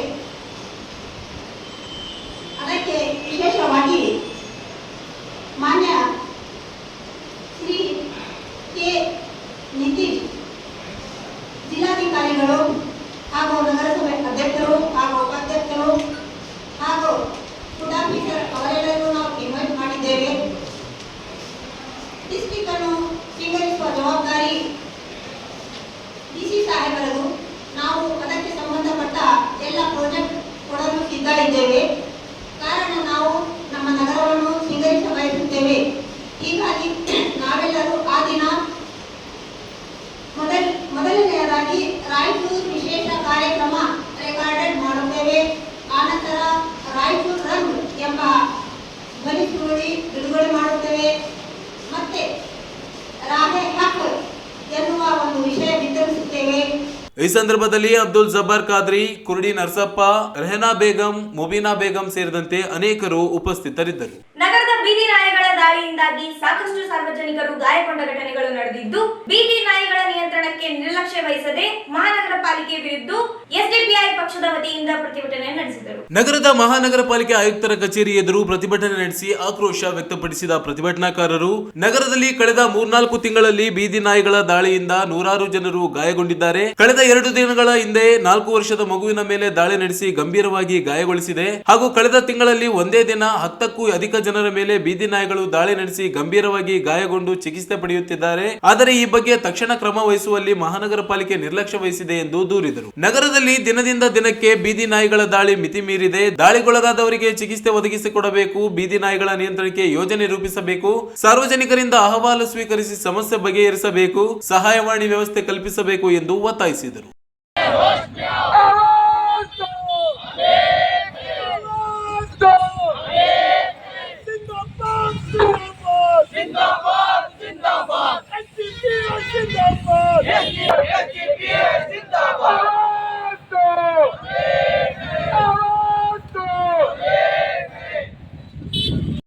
ಬಡವಣೆ ಪ್ರತಿಯೊಂದು ಓಣೆದಲ್ಲಿ ಒಂದು ನಿಮಿಷ ಕೇಳ್ತೇವೆ. ಪ್ರತಿಯೊಂದು ಓಣೆದಲ್ಲಿ ಪ್ರತಿಯೊಂದು ಪಬ್ಲಿಕ್ ಪಾರ್ಕ್ನಲ್ಲಿ ನಾವು ಹೋಗಿ ಅಲ್ಲಿ ಮಾಂಸ ಬಿಸಾಡ್ತಾ ಇದ್ವಿ, ಒಳ್ಳೆ ಬಿಸಾಡ್ತಾ ಇದ್ವಿ. ಕೆಲವರು, ನಾನು ಕೂಡ ಡಾಗ್ ಲವರ್ಸ್, ತಮ್ಮನ್ನು ತುಂಬಾ ಜನರು ಪ್ರಾಣಿ ಪ್ರೇಮಿಗಳು, ಪ್ರೀತಿ ಪಡುವರು ಇರಬಹುದು. ಆದ್ರೂ ಫೀಡ್ ಮಾಡೋದಕ್ಕೆ ಒಂದು ತರೀಕೆ ಇದೆ, ಒಂದು ನಿಯಮ ಇದೆ. ಸುತ್ತಮುತ್ತ ಇರುವಂತಹ ಬಸತಿ ಏರಿಯಾಗಳಲ್ಲಿ ನಾವು ಇದು ಬೀದಿ ನಾಯಿಗಳಿಗೆ ಫೀಡ್ ಮಾಡಬಾರದು. ಅದನ್ನು ಹಲವಾರು ಸತಿ ಒಂದು 10 ಕೇಸ್ ನಾನು ತಂದು ಕೊಡ್ತೀನಿ, ಆಲ್ ಡಾಕ್ಯುಮೆಂಟ್ ಇದೆ. ಹೋಗಿ ನಮ್ಮ ಸಿಬ್ಬಂದಿಗಳು ಎಚ್ಚರಿಕೆ ನೀಡಿದರೆ ಆ ಸ್ಥಳೀಯ ಜನರು ಬಂದು ಜಗಳ ಆಗ್ತಾ ಇದ್ದಾರೆ. ನಿಮ್ಮಲ್ಲಿ FIR ಹಾಕ್ತೀವಿ ಅಂತ ಹೇಳ್ತಾ ಇದ್ದಾರೆ. ಅದು ದಯವಿಟ್ಟು ಒಂದು ವಿಷಯ, ಹಿಂದಿನ ವ್ಯವಸ್ಥೆ ಏನಿತ್ತು ಅದನ್ನು ಇಟ್ಕೊಂಡು ನಾವು ಕಂಪಲ್ಸರಿ ಕೇಳಬಾರ್ದು. ನಾನು ಹೇಳುದು ಹೊಸ ಸಿಸ್ಟಮ್ ಸ್ಪಂದನೆ ಆಗ್ತಾ ಇದೆ. ನಾವು ನೋಡ್ತಾ ಇದ್ವಿ ಎಲ್ಲ ರಾಜಕಾರಣಿಗಳು ಎಲ್ಲ ಕಡೆ ಬ್ಲಾಕ್ ಬಾಕ್ಸ್ ಏನ್ ಮಾಡ್ತಾರೆ. ಒಂದೇ ಒಂದು ರಿಕ್ವೆಸ್ಟ್, ಊಟ ಐಟಮ್ ರೆಸ್ಟೋರೆಂಟ್ ಇರ್ಬೋದು, ಮನೆ ಇರ್ಬೋದು, ಹೊರಗೆ ನಾವು ಹಾಕ್ಬಾರದು. ಯಾಕೆಂದ್ರೆ ನಾಯಿಗಳು ಟೆರಿಟೋರಿಯಲ್ ಅನಿಮಲ್ ಅಂತ ಹೇಳ್ತೀವಿ. ಅದೇ ಜಾಗದಲ್ಲಿ ನನಗೆ ಉದ್ದ ಸಿಕ್ಕಿದೆ, ಗುಂಪು ಆಗ್ಬಿಡುತ್ತೆ. ಅದನ್ನು ಮನುಷ್ಯರಿಗೆ, ಬೇರೆ ನಾಯಿಗೆ, ಬೇರೆ ಪ್ರಾಣಿಗೆ ನೋಡಿದ್ರು ನಮ್ಮೆಲ್ಲರಿಗೂ ಗೊತ್ತಿದೆ ಈ ವಿಚಾರ. ದಯವಿಟ್ಟು ನಮ್ಮ ಮೂಲಕ ನಾನು ಒಂದು ವಿನಂತಿಸ್ಕೊಳ್ತಾ ಇದ್ದೀನಿ. ದಯವಿಟ್ಟು ಇನ್ನೂ ಮೊಳೆಗಳಲ್ಲಿ ವಸತಿ ಹತ್ತಿರ ಊಟ ಗೀಟ ತಿಂಡಿ ಎಲ್ಲ ಹಾಕ್ಬಾರದು. ಮಾಂಸ, ಮೊಳೆ ಎಸ್ಪೆಷಲಿ ಅದನ್ನು ಅವಾಯ್ಡ್ ಮಾಡಬೇಕು. ನಮ್ಮ ಕಸಗಳಿಗೆ ಹಸ್ತಾಂತರ ಮಾಡಬೇಕು. ಕಸ ಗಾಡಿ ನಾವು ಹೇಳಿದಂಗೆ ಬರದೇ ಇದ್ದಲ್ಲಿ ನಾವು ನಂಬರ್ ಕೊಡ್ತೀವಿ. ನಂಬರ್ಗೆ ನಾವು ನಮಗೆ ಕಾಲ್ ಮಾಡಿ, ಯಾರು ಬರಲ್ಲ ಅವರ ಮೇಲೆ ಖಂಡಿತ ನಾವು ಕ್ರಮ ಜರುಗಿಸ್ತೀವಿ.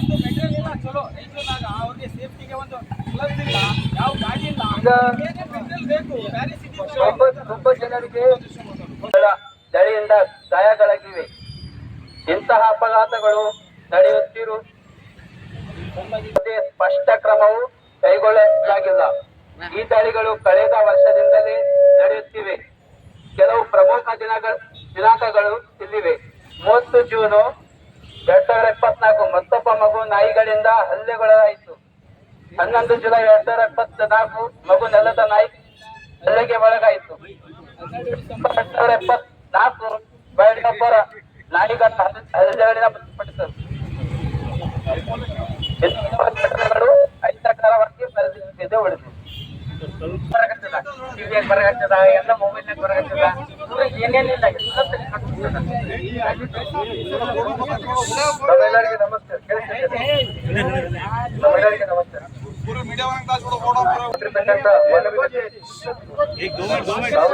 ಕೊಟ್ಟಿರ್ತಕ್ಕಂಥ ಮನವಿದೆ 2024 ಇತರ 4 ಈ ನಾಯಿ ಹಾವಳಿ ಮತ್ತೆ ದಾಳಿಗಳು ಆಗಿದೆ, ಪ್ರಕರಣ ಆಗಿದೆ. ನಾವು ಈಗ ಏನಾಗಿದೆ, ನಮ್ಮ ಹಂತದಲ್ಲಿ ನಾವು ಪರಿಶೀಲನೆ ಮಾಡಿ ಯೋಜನೆ ಮಾಡುತ್ತೇವೆ. ಮಾನ್ಯ ಸರ್ವೋಚ್ಚ ನ್ಯಾಯಾಲಯದ ಒಂದು ಜಡ್ಜ್ಮೆಂಟ್ ಇದೆ, animal welfare board case law ಅಂತ ಇದೆ. ಆ ಮಾರ್ಗಸೂಚಿಗಳು ಹೊರಡಿಸಿದ್ದಾರೆ. ನಮ್ಮೆಲ್ಲರಿಗೂ ಗೊತ್ತಿದೆ ನಾವು ಏನು ಕೆಲಸ ಮಾಡಬೇಕು. ಆ ಮಾರ್ಗಸೂಚಿ ಅಂದ್ರೆ ನಮ್ಮ ನಿಯಮ ಚೌಕಟ್ಟು ಒಳಗಡೆ ಇದನ್ನು ಕೆಲಸ ಮಾಡಬೇಕು. ಅದರಿಂದ ನಾವು ಏನ್ ಮಾಡಿದ್ವಿ, ಈಗ 25 ಲಕ್ಷ ರೂಪಾಯಿದು ಟೆಂಡರ್ ಕರೆದು ಮೊನ್ನೆನೇ ವರ್ಕ್ ಆರ್ಡರ್ ಇಶ್ಯೂ ಆಗಿದೆ. ಈ ಹಿಂದೆ ನಾನು ಹೇಳಲಿಕ್ಕೆ ದುಃಖ ವ್ಯಕ್ತಪಡಿಸ್ತೀನಿ. ಒಂದು ಹಲವಾರು ವರ್ಷದಿಂದ ನನಗೆ ಗೊತ್ತಿರೋ ಮಟ್ಟಿಗೆ ನಾವು ಈಗ ವೆಟನರಿ ಪಶುಸಂಗೋಪನಾ ಇಲಾಖೆಯೊಂದಿಗೆ ನಮ್ಮ ಸಿಬ್ಬಂದಿ ಒಟ್ಟಿಗೆ ಬಹಳಷ್ಟು ಚರ್ಚೆ ಮಾಡಿದ್ವಿ. ಇದು 2019 ಇದು ಅನಿಮಲ್ ಸೆನ್ಸಸ್ ಅಂತ ಇರುತ್ತೆ, ಗಣತಿ ಆಗುತ್ತೆ. ಅದರಂತೆ ನಮ್ಮ ಮಹಾನಗರ ಪಾಲಿಕೆ ವ್ಯಾಪ್ತಿಯಲ್ಲಿ ಅವಾಗ ನಗರಸಭೆ ಇತ್ತು. 2800 ನಾಯಿಗಳು ಅಂತ ಒಂದು ನಂಬರ್ ಇತ್ತು. ಈಗಲೇ ಅದನ್ನು ಬಹುಶಃ 6000 ಆಗಿದೆ. ಕಾರಣ ಅಂತ ಹೇಳಿದ್ರೆ, ಇದು ನಾಯಿಗಳಿಗೂ ನಿಯಂತ್ರಿಸುವಂತದ್ದು ವಿಚಾರ, ಒಂದು ಲಾಂಗ್ ಟರ್ಮ್ ವಿಚಾರ. ಈ ಪ್ರಾಬ್ಲಮ್ ರಾತ್ರೋರಾತ್ರಿ ಕ್ರಿಯೇಟ್ ಆಗಲ್ಲ, ರಾತ್ರೋರಾತ್ರಿ ಸಾಲ್ವ್ ಮಾಡೋಕೆ ಕಷ್ಟ ಆಗುತ್ತೆ. ಯಾಕಂದ್ರೆ ಅವ್ರದ್ದು ಕೂಡ ಪ್ರಾಣಿ. ಸೊ ಹಲವು ವರ್ಷದಿಂದ ABC ಅಂತ ಒಂದು ಯೋಜನೆ ಇದೆ ಸರ್ಕಾರದ, ನಮ್ಗೆಲ್ಲರಿಗೆ ಗೊತ್ತಿದೆ. ಆಂಟಿ ಬರ್ತ್ ಕಂಟ್ರೋಲ್ ಅಂತ ಒಂದು ಯೋಜನೆ ಇದೆ. ಶಸ್ತ್ರ ಚಿಕಿತ್ಸೆ ಮೂಲಕ ಅವರು ಹೆಚ್ಚು ಇನ್ನೂ ನಂಬರ್ ಆಗಬಾರ್ದು ಅಂತ ಅವರು ನಾವು ಮಾಡಬೇಕಿತ್ತು. ಇದುವರೆಗೆ ಆಗಿರ್ಬೇಕು. ಈಗಲೇ ನಾಳೆದಿಂದಾನೇ ಇದನ್ನು ಈ ಕಾರ್ಯಕ್ರಮವನ್ನು ರಾಯಚೂರಿನಲ್ಲೂ ಶುರು ಆಗುತ್ತೆ. ತಾವು ಎಲ್ಲರೂ ನಿನ್ನೆ ನಾವು ಪ್ರಶ್ನೆ ಹೇಳಿದ್ವಿ, ತಾವು ನೋಡಿದಿರಿ. ಅದನ್ನ ನಾನು ಭರವಸೆ ಕೊಡ್ತಾ ಇದ್ದೀನಿ. ನಂಬರ್ 1. ನಂಬರ್ 2, ಈಗಲೇ ತಾವೇನೇ ಒಂದು ಬೇಡಿಕೆ ಕೊಟ್ಟಿದ್ದೀರಿ. ಬೇಡಿಕೆ ನಂಬರ್ 4, ಸಾರ್ವಜನಿಕರು ದಾಳಿ ಅಥವಾ ನಾಯಿಗಳು ಕುರಿತವಾಗಿ ಅಹವಾಲು ನೀಡಲು ವಿಶೇಷ ಹಾಟ್ಲೈನ್ ವ್ಯವಸ್ಥೆ ಮಾಡಿ ಅಂತ ನಿನ್ನೆ ನಾವು ಪತ್ರಿಕೆ ಪ್ರಕಟಣೆ ಕೊಟ್ಟಿದ್ದೀವಿ. ಅದರಲ್ಲಿ ನಾವು 8 ಮೊಬೈಲ್ ಫೋನ್ ನಂಬರ್ಗಳು ಕೊಟ್ಟಿದ್ದೀವಿ. ನಮ್ಮ ವಾರ್ಡ್ಗೆ ಯಾರು ಹೆಲ್ತ್ ಇನ್ಸ್ಪೆಕ್ಟರ್ ಇರ್ತಾರೆ, ನಮ್ಮ ಸಿಬ್ಬಂದಿ ಇರ್ತಾರೆ, ಹೆಲ್ತ್ ಆಫೀಸರ್ ಇರ್ತಾರೆ, ನಾವು ಫೋನ್ ಮಾಡಿದಲ್ಲಿ ಅರ್ಧ ಗಂಟೆ ಒಳಗಡೆ ನಮ್ಮ ತಂಡ ಅಲ್ಲಿ ಬರುತ್ತೆ. ನಾವು ಹೆಚ್ಚು ಹಿಡಿದಿದ್ರೆ ಅಥವಾ ಅಗ್ರೆಸಿವ್ ಆಗಿಬಿಟ್ಟಿದ್ರೆ ಅದು ನಾವು ನಿಯಮವಾಗಿ ಅವರಿಗೆ ಸಹಕಾರ ಮಾಡ್ತೀವಿ. ಅದು ಬಿಟ್ಟು ಈಗ ಯಾರ್ಯಾರಿಗೆ ದಾಳಿ ಆಗಿದೆ, ಸರ್ಕಾರಿ ಆದೇಶ ಪ್ರಕಾರ ನಾವು ಮ್ಯಾಕ್ಸಿಮಮ್ 5000ವರೆಗೆ ಅವರಿಗೆ ಪರಿಹಾರ ನಾವು ದಯವಿಟ್ಟು ನಾವು ಪ್ರತಿಯೊಬ್ಬರಿಗೆ ಕಾಲ್ ಮಾಡ್ತಾ ಇದ್ದೀವಿ. ಮುಂದೆ ನಮ್ಮ 2 ವಾರದಿಂದ ಇಲ್ಲಿವರೆಗೆ ಯಾರು ಮುಂದೆ ಬಂದು ನಮಗೆ ಅಪ್ಲಿಕೇಶನ್ ಕೊಟ್ಟಿಲ್ಲ. ನಾವು ಅರ್ಜಿ ಕೊಟ್ಟಿದ್ದಲ್ಲಿ ನಮ್ಮ ಸರ್ಕಾರಿ ರಿಪೋರ್ಟ್ ಪ್ರಕಾರ, ಡಾಕ್ಟರ್ ರಿಪೋರ್ಟ್ ಪ್ರಕಾರ ನಾವು 5000 ರೂಪಾಯಿ ಕಾಂಪನ್ಸೇಷನ್ ನೀಡ್ತೀವಿ.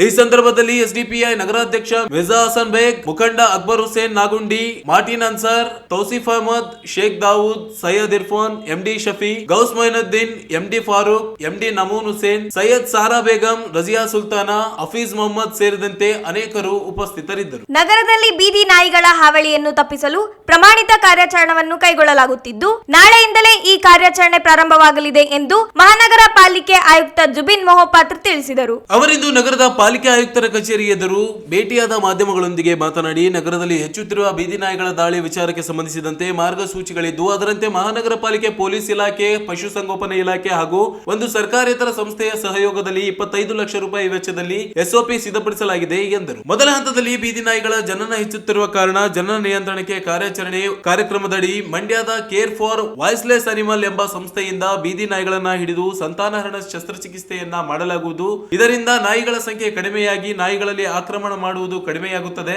ಈ ಕಾರ್ಯಾಚರಣೆಯಲ್ಲಿ ಸಂಸ್ಥೆಯ ತಜ್ಞ ಡಾಕ್ಟರ್ ದರ್ಶನ್ ಅವರು ಈಗಾಗಲೇ ನಗರದಲ್ಲಿ ವೀಕ್ಷಣೆ ಆರಂಭಿಸಿದ್ದಾರೆ ಎಂದರು. ಇನ್ನೊಂದು ವಿಧಾನದಲ್ಲಿ ಮಹಾನಗರ ಪಾಲಿಕೆಯ ಸಹಾಯವಾಣಿಯನ್ನ ಪತ್ರಿಕೆಗಳಲ್ಲಿ ಪ್ರಕಟಿಸಲಾಗಿದ್ದು, ಹುಚ್ಚುನಾಯಿ ಅಥವಾ ಬೀದಿ ನಾಯಿಗಳು ಕಂಡು ಬಂದಲ್ಲಿ ಅಥವಾ ಆಕ್ರಮಣಕಾರಿ ದಾಳಿ ನಡೆಸಿದ್ದಲ್ಲಿ ಸಹಾಯವಾಣಿಗೆ ಕರೆ ಮಾಡಿದಾಗ ಅರ್ಧ ಗಂಟೆಯೊಳಗೆ ತಂಡ ಸ್ಥಳಕ್ಕೆ ಭೇಟಿ ನೀಡಿ ಕ್ರಮ ಕೈಗೊಳ್ಳುವ ವ್ಯವಸ್ಥೆಯನ್ನ ಮಾಡಲಾಗಿದೆ ಎಂದರು. ಇದಲ್ಲದೆ ಬೀಡಾಡಿ ದನಗಳ ಹಾವಳಿಯು ಹೆಚ್ಚಾಗಿದ್ದು, ಇತ್ತೀಚೆಗೆ ನಗರದ ರಸ್ತೆಗಳಲ್ಲಿದ್ದ 70 ದನಗಳನ್ನ ಹಿಡಿಯಲಾಗಿತ್ತು. ಅದರಲ್ಲಿ 11 ಜನರು ತಮ್ಮ ದನಗಳನ್ನ ಬಿಡಿಸಿಕೊಳ್ಳಲು ಬಂದಾಗ ಅವರಿಗೆ ತಲಾ 11,000 ರೂಪಾಯಿ ದಂಡವನ್ನ ವಿಧಿಸಿ ದನಗಳನ್ನ ಬೀದಿಗೆ ಬಿಡದಂತೆ ಎಚ್ಚರಿಸಲಾಗಿದೆ. ಇದಕ್ಕೆ ಕಲಬುರಗಿಯ ಕಲ್ಯಾಣ ಕರ್ನಾಟಕ ಗೋಶಾಲೆಯ ಸಂಸ್ಥೆಯು ಕೈ ಜೋಡಿಸಿದೆ ಎಂದರು. ಅದು ಅಷ್ಟೊಂದು ಎಫೆಕ್ಟಿವ್ ಆಗಿ ಪರ್ಯಾಯವಾಗಿ ಬಹುಶಃ ತುಂಬ ವರ್ಷದಿಂದ ಆಗಿಲ್ಲ. ಆ ಕಾರಣಕ್ಕೆ ಏನಾಗಿದೆ, 2019ರಲ್ಲಿ ನಮ್ಮ ಮಹಾನಗರ ಪಾಲಿಕೆ ವ್ಯಾಪ್ತಿಯಲ್ಲಿ, ಆವಾಗ ನಗರಸಭೆ ವ್ಯಾಪ್ತಿಯಲ್ಲಿ 2,800 ನಾಯಿಗಳು. ಈಗ ನಂಬರ್ ಬಹುಶಃ 6,000 ದಾಟಿದೆ ಅಂತ ನಮಗೆ ಸುದ್ದಿ, ಎಷ್ಟು ನಾವು ಸರ್ವೆ ಮಾಡಿಸ್ತಾ ಇದ್ದೀವಿ. ಸೊ ಈಗಲೇ ಮುಂದಕ್ಕೆ ಅದನ್ನು ಆಗಬಾರ್ದು ಅಂತ ನಮಗೆ ಈ ABC ಪ್ರೋಗ್ರಾಮ್ ಭಾಳ ಇಂಪಾರ್ಟೆಂಟ್ ಇರುತ್ತೆ. ನಂಬರ್ 1. ನಂಬರ್ 2, ಆ ಶಲ್ಯಚಿಕಿತ್ಸೆ ಮೂಲಕ, ಆ ABC ಪ್ರೋಗ್ರಾಮ್ ಮೂಲಕ ಅಗ್ರೆಷನ್ನು ಕಡಿಮೆ ಆಗುತ್ತೆ ಅಂತ ನಮಗೆ ವೆಟರ್ನರಿಯವರು ಒಪಿನಿಯನ್ ಕೊಟ್ಟಿದ್ದಾರೆ. ಯಾಕಂದರೆ ಬ್ರೀಡಿಂಗ್ ಸೀಸನ್ನಲ್ಲಿ ಸ್ವಲ್ಪ ನಾಯಿಗಳು ಜಾಸ್ತಿ ಅಗ್ರೆಸಿವ್ ಆಗಿಬಿಡುತ್ತೆ, ದಾಳಿ ಎಲ್ಲ ಮಾಡುತ್ತೆ. ಸೊ ಈ ABC ಮೂಲಕ ತುಂಬ ನಿಯಂತ್ರಣೆಗೆ ತರ್ತೀವಿ, ನಂಬರ್ 1. ನಂಬರ್ 2, ಯಾವುದು ನಾಯಿ ಹುಚ್ಚು ಹಿಡಿದಿದ್ರೆ ಅಥವಾ ಅಗ್ರೆಸಿವ್ ಆಗಿ ಕಚ್ಚಲಿಕ್ಕೆ ಹೋಗ್ತಿದ್ರೆ ನಾವು 8 ನಂಬರ್ಸ್ ಕೊಟ್ಟಿದ್ದೀವಿ ಈಗ ಪತ್ರಿಕೆ ಪ್ರಕಟಣೆ ಮೂಲಕ. ಯಾವುದೋ ನಂಬರ್ದಲ್ಲಿ ದಯವಿಟ್ಟು ಕಾಲ್ ಮಾಡಿ ನಮಗೆ ದೂರು ಕೊಟ್ಟಿದ್ರೆ ಅರ್ಧ ತಾಸು ಒಳಗಡೆ ನಮ್ಮ ಟೀಮ್ ಅಲ್ಲಿ ಇರುತ್ತೆ. ಜಂಟಿ ಟಾಸ್ಕ್ ಫೋರ್ಸ್ ರಚನೆ ಮಾಡಿ ಅದನ್ನು ಇರುತ್ತೆ. ಅದು ನಿಯಮವಾಗಿ ಅದಕ್ಕೆ ಹೇಗೆ ಅಡ್ರೆಸ್ ಮಾಡಬೇಕು ಅವರು ಅಡ್ರೆಸ್ ಮಾಡಿ ಕೊಡ್ತಾರೆ. ಈ 2 ಕಾರ್ಯಾಚರಣೆ ನಾವು ಮಾಡ್ತಾ ಇದ್ದೀವಿ. ಅದರೊಟ್ಟಿಗೆ ಇನ್ನೊಂದು ಮಾಹಿತಿ ಹೇಳಲಿಕ್ಕೆ ಬಯಸ್ತೀವಿ. ಬೀಡಾಡಿ ದನಗಳದ್ದು ಹಾಗೇನೋ ನಾವೆಲ್ಲರೂ ನೋಡಿದ್ರೆ ಪ್ರಾಬ್ಲಮ್ ಇದೆ. ಅದರಿಂದನೂ ಈ ಹಿಂದೆ ನಾವು ಪೊಲೀಸ್ ಡಿಪಾರ್ಟ್ಮೆಂಟ್ ಒಟ್ಟಿಗೇನು ಚರ್ಚೆ ಮಾಡಿದಾಗ ಸುಮಾರು ಅಪಘಾತಗಳು ಆಗಿದೆ ಅಂತ ನಮಗೆ ಕಂಡು ಬಂದಿತ್ತು. ಸೊ ಈಗಾಗಲೇ ಮತ್ತೊಂದು ಗುಲ್ಬರ್ಗಾದಲ್ಲಿ ಗೋಶಾಲೆ, ಕಲ್ಯಾಣ ಕರ್ನಾಟಕ ಗೋಶಾಲೆ ಅಂತ ಅವರೊಟ್ಟಿಗೆ ನಾವು ಟೈಅಪ್ ಮಾಡಿ ಕೈ ಜೋಡಿಸಿ ಈಗ 3 ದಿವಸ ಹಿಂದೆ ನೈಟ್ ಆಪರೇಷನ್ ಕಾರ್ಯಾಚರಣೆ ನಡೆದಿದ್ದೀವಿ. ಅದರಲ್ಲಿ ಸುಮಾರು 70 ದನಗಳಿಗೆ ನಾವು ಸೀಸ್ ಮಾಡಿ ಹಿಡಿದಿದ್ವಿ. ಅದರಲ್ಲಿ 11 ಮಾಲೀಕರು ಮುಂದೆ ಬಂದಿದ್ದರು, ನಮ್ಮ ದನನ ಬಿಡಿ ಅಂತ. ಅವ್ರಿಗೂ 11,000 ರೂಪಾಯಿ ನಾವು ದಂಡ ಹಾಕಿ ಅವ್ರಿಗೆ ಎಚ್ಚರಿಕೆಯನ್ನು ನೀಡಲಾಗಿದೆ. ಸೊ ಮುಂದಿನ ದಿನಗಳಲ್ಲಿ ಈ ನಾಯಿ ಮತ್ತು ಬಿಡಾಡಿ ದನಗಳು ಎರಡೂ ನಾವು ನಿಯಂತ್ರಣಕ್ಕೆ ತರುವಂಥ ವಿಚಾರವನ್ನು ಖಂಡಿತವಾಗಿ ಅನುಸರಣೆ. ಸರ್, ಎಷ್ಟು ಜನಕ್ಕೆ ಅಟ್ಯಾಕ್ ಆಗಿದೆ ಅನ್ನೋಂಥದ್ದು ಅಂಕಿ ತಮ್ಮ ಹತ್ರ ಇದೆ? ಇಲ್ಲಿ ಈಗ 3 ತಿಂಗಳಲ್ಲಿ ನಮಗೆ ರಿಮ್ಸ್ ಮತ್ತು DHO ಇಂದ ಬಂದಿರ್ತಕ್ಕಂಥ ಮಾಹಿತಿ ಪ್ರಕಾರ ಈ ಹಿಂದೆ 2 ವಾರ ಹಿಂದೆ 14 ಜನರಿಗೆ ಕಚ್ಚಿತು, ಇದು ಟ್ಯಾಂಕ್ ಬಂಡ್ ಹತ್ತಿರ. ಇನ್ನೊಂದು ನನಗೆ ಇರುವಂಥ ಮಾಹಿತಿ ಪ್ರಕಾರ 25ರಿಂದ 30ವರೆಗೆ ದಾಳಿ ಆಗಿತ್ತು. ಸ್ಥಳಾಂತರ ಮಾಡ್ತೀರಾ ಸರ್? ಸ್ಥಳಾಂತರ ಮಾಡೋದು ನಿಯಮವಾಗಿ ಮಾಡ್ತೀವಿ. ಸ್ಥಳಾಂತರ ಮಾಡೋದಕ್ಕೆ ಒಂದು ಪದ್ಧತಿ ಇದೆ. ಅದನ್ನು ಅಗ್ರೆಸಿವ್ ಆಗಿದ್ರೆ ಅದನ್ನು ಹೇಗೆ ಮಾಡಬೇಕು ಅದನ್ನು ನೋಡ್ಬಿಟ್ಟು ಮಾಡ್ತೀವಿ. ಆಂಟಿ ಬರ್ತ್ ಕಂಟ್ರೋಲ್ಗೆ ಎಕ್ಸ್ಪರ್ಟ್ ಟೀಮ್ಗಳು ಬರ್ತದೆ ಅಥವಾ ಎಕ್ಸ್ಪರ್ಟ್ ಟೀಮ್ ಬರ್ತಾ ಇದ್ದಾರೆ. ನಾನು ಹೇಳ್ದಂಗೆ ಅದನ್ನು ಕೇರ್ ಫಾರ್ ವಾಯ್ಸ್ಲೆಸ್ ಅನಿಮಲ್ಸ್ ಅಂತ ಒಂದು ಎಕ್ಸ್ಪರ್ಟ್ ಗ್ರೂಪ್ ಇದೆ. ಸೊ ಡಾಕ್ಟರ್ ದರ್ಶನ್ ಅಂತ ಅವರದ್ದು ಲೀಡ್ ಇದ್ದಾರೆ. ಅವರು ನಿನ್ನೆ ಬಂದು ನಮ್ಮ ರಾಯಚೂರಲ್ಲಿ ಕೆಲವು ಬಡಾವಣೆಗಳಿಗೆ ಭೇಟಿ ನೀಡಿ ನಮ್ಮ ಎಲ್ಲೂ ನಮ್ಮ ಫೆಸಿಲಿಟಿ ಇದೆ ಈ ಥರ ಮಾಡೋದಕ್ಕೆ ಅದನ್ನು ಭೇಟಿ ನೀಡಿ ಹೋಗಿದ್ದಾರೆ. ಸೊ ಅವರು ನಾಳೆ ಬಂದು ಟೀಮ್ ತಂದು ಕೆಲಸ ಶುರು ಮಾಡ್ತೀವಿ ಅಂತ ಹೇಳಿದ್ದಾರೆ. ಸೊ ನಾಳೆ ನಾಡಿದ್ದು ಒಳಗಡೆ ಈ ಕಾರ್ಯಾಚರಣೆ ಲಾಂಚ್ ಆಗುತ್ತೆ. ತಮ್ಮೆಲ್ಲರಿಗೆ ಸಾರ್ವಜನಿಕರೇ ನಾವು ಮಾಧ್ಯಮ ಮಿತ್ರ ಮೂಲಕ ಇದರ ಬಗ್ಗೆ ಮಾಹಿತಿ, ಫೋಟೋಗ್ರಾಫ್ಸ್ ಹಾಜರು. Yes sir, thank you. ಕೊನೆಯಲ್ಲಿ ಮತ್ತೊಮ್ಮೆ ಹೆಡ್ಲೈನ್. ರಾಯಚೂರು ವಿಶ್ವವಿದ್ಯಾಲಯ ಆರ್ಥಿಕ ನೆರವಿಗೆ ಸಚಿವ ಸಂಪುಟ ಸಮಿತಿಗೆ ಮನವಿ. ಕುಲಪತಿ ಶಿವಾನಂದ್ ಕೆಳಗಿನ ಮನಿ. ದ್ವಿಭಾಷಾ ನೀತಿ ಜಾರಿಗೆ ಆಗ್ರಹಿಸಿ ಕರ್ನಾಟಕ ರಕ್ಷಣಾ ವೇದಿಕೆಯಿಂದ ಮನವಿ. ಯರಗೇರ ತಾಲೂಕು ಕೇಂದ್ರವನ್ನಾಗಿಸಲು ಆಗ್ರಹಿಸಿ ಜುಲೈ 21ರಂದು ಬೆಂಗಳೂರಿನಲ್ಲಿ ಅನಿರ್ದಿಷ್ಟ ಧರಣಿ. ಮೊಹಮ್ಮದ್ ನಿಜಾಮುದ್ದೀನ್. ಸಿಂಧನೂರಿನ ಗುಡ್ದಮ್ಮ ಕ್ಯಾಂಪಿನ ಶಾಲೆಯಲ್ಲಿ ಜಾತಿ ತಾರತಮ್ಯ. ಶರಣಬಸವೇಶ್ವರ ಶಾಲೆಯ ಅನುಮತಿ ರದ್ದಿಗೆ ವೈ ನರಸಪ್ಪ ಆಗ್ರಹ. ವಿಜಯ ಪಾಲಿ ಕ್ಲಿನಿಕ್ಗೆ 10 ವರ್ಷದ ಸಂಭ್ರಮ. ಜುಲೈ 10ರಂದು ಉಚಿತ ಆರೋಗ್ಯ ಶಿಬಿರ. ಡಾಕ್ಟರ್ ಅಜಿತ್ ಕುಲಕರ್ಣಿ. ಜುಲೈ 10ರಂದು ಗುರುಪೂರ್ಣಿಮೆ ಅಂಗವಾಗಿ ಶ್ರೀ ಸಾಯಿ ಧ್ಯಾನ ಮಂದಿರದಲ್ಲಿ ವಿಶೇಷ ಕಾರ್ಯಕ್ರಮ. ಸಾಯಿ ಕಿರಣ್ ಆದೋನಿ ಮಾಹಿತಿ. ಜುಲೈ 10ರಂದು ವಿಶೇಷ ಉದ್ಗಾರ ಕ್ರಾಂತಿ ಕಾರ್ಯಕ್ರಮ. ಬಾನು ಬೇಗಂ. ನಗರದಲ್ಲಿ ಬೀದಿ ನಾಯಿಗಳ ಹಾವಳಿ ನಿಯಂತ್ರಿಸುವಲ್ಲಿ ಪಾಲಿಕೆ ವೈಫಲ್ಯ ಖಂಡಿಸಿ ಎಸ್ಡಿಪಿಐ ಪ್ರತಿಭಟನೆ. ಮತ್ತು ಬೀದಿ ನಾಯಿಗಳ ನಿಯಂತ್ರಣಕ್ಕೆ ಪಾಲಿಕೆಯಿಂದ 25 ಲಕ್ಷ ರೂಪಾಯಿ ವೆಚ್ಚದಲ್ಲಿ ನಾಳೆಯಿಂದ ಎಸ್ಒಪಿ ಕಾರ್ಯಾಚರಣೆ ಆರಂಭ. ಆಯುಕ್ತ ಜುಬಿನ್ ಮಹೋಪಾತ್ರ. ಇದಿಷ್ಟು ಇವತ್ತಿನ ಸುದ್ದಿ. ಪ್ರಮುಖ ಸುದ್ದಿಗಳಿಗಾಗಿ ನೋಡ್ತಾ ಇರಿ ಮೆಗಾ ನ್ಯೂಸ್.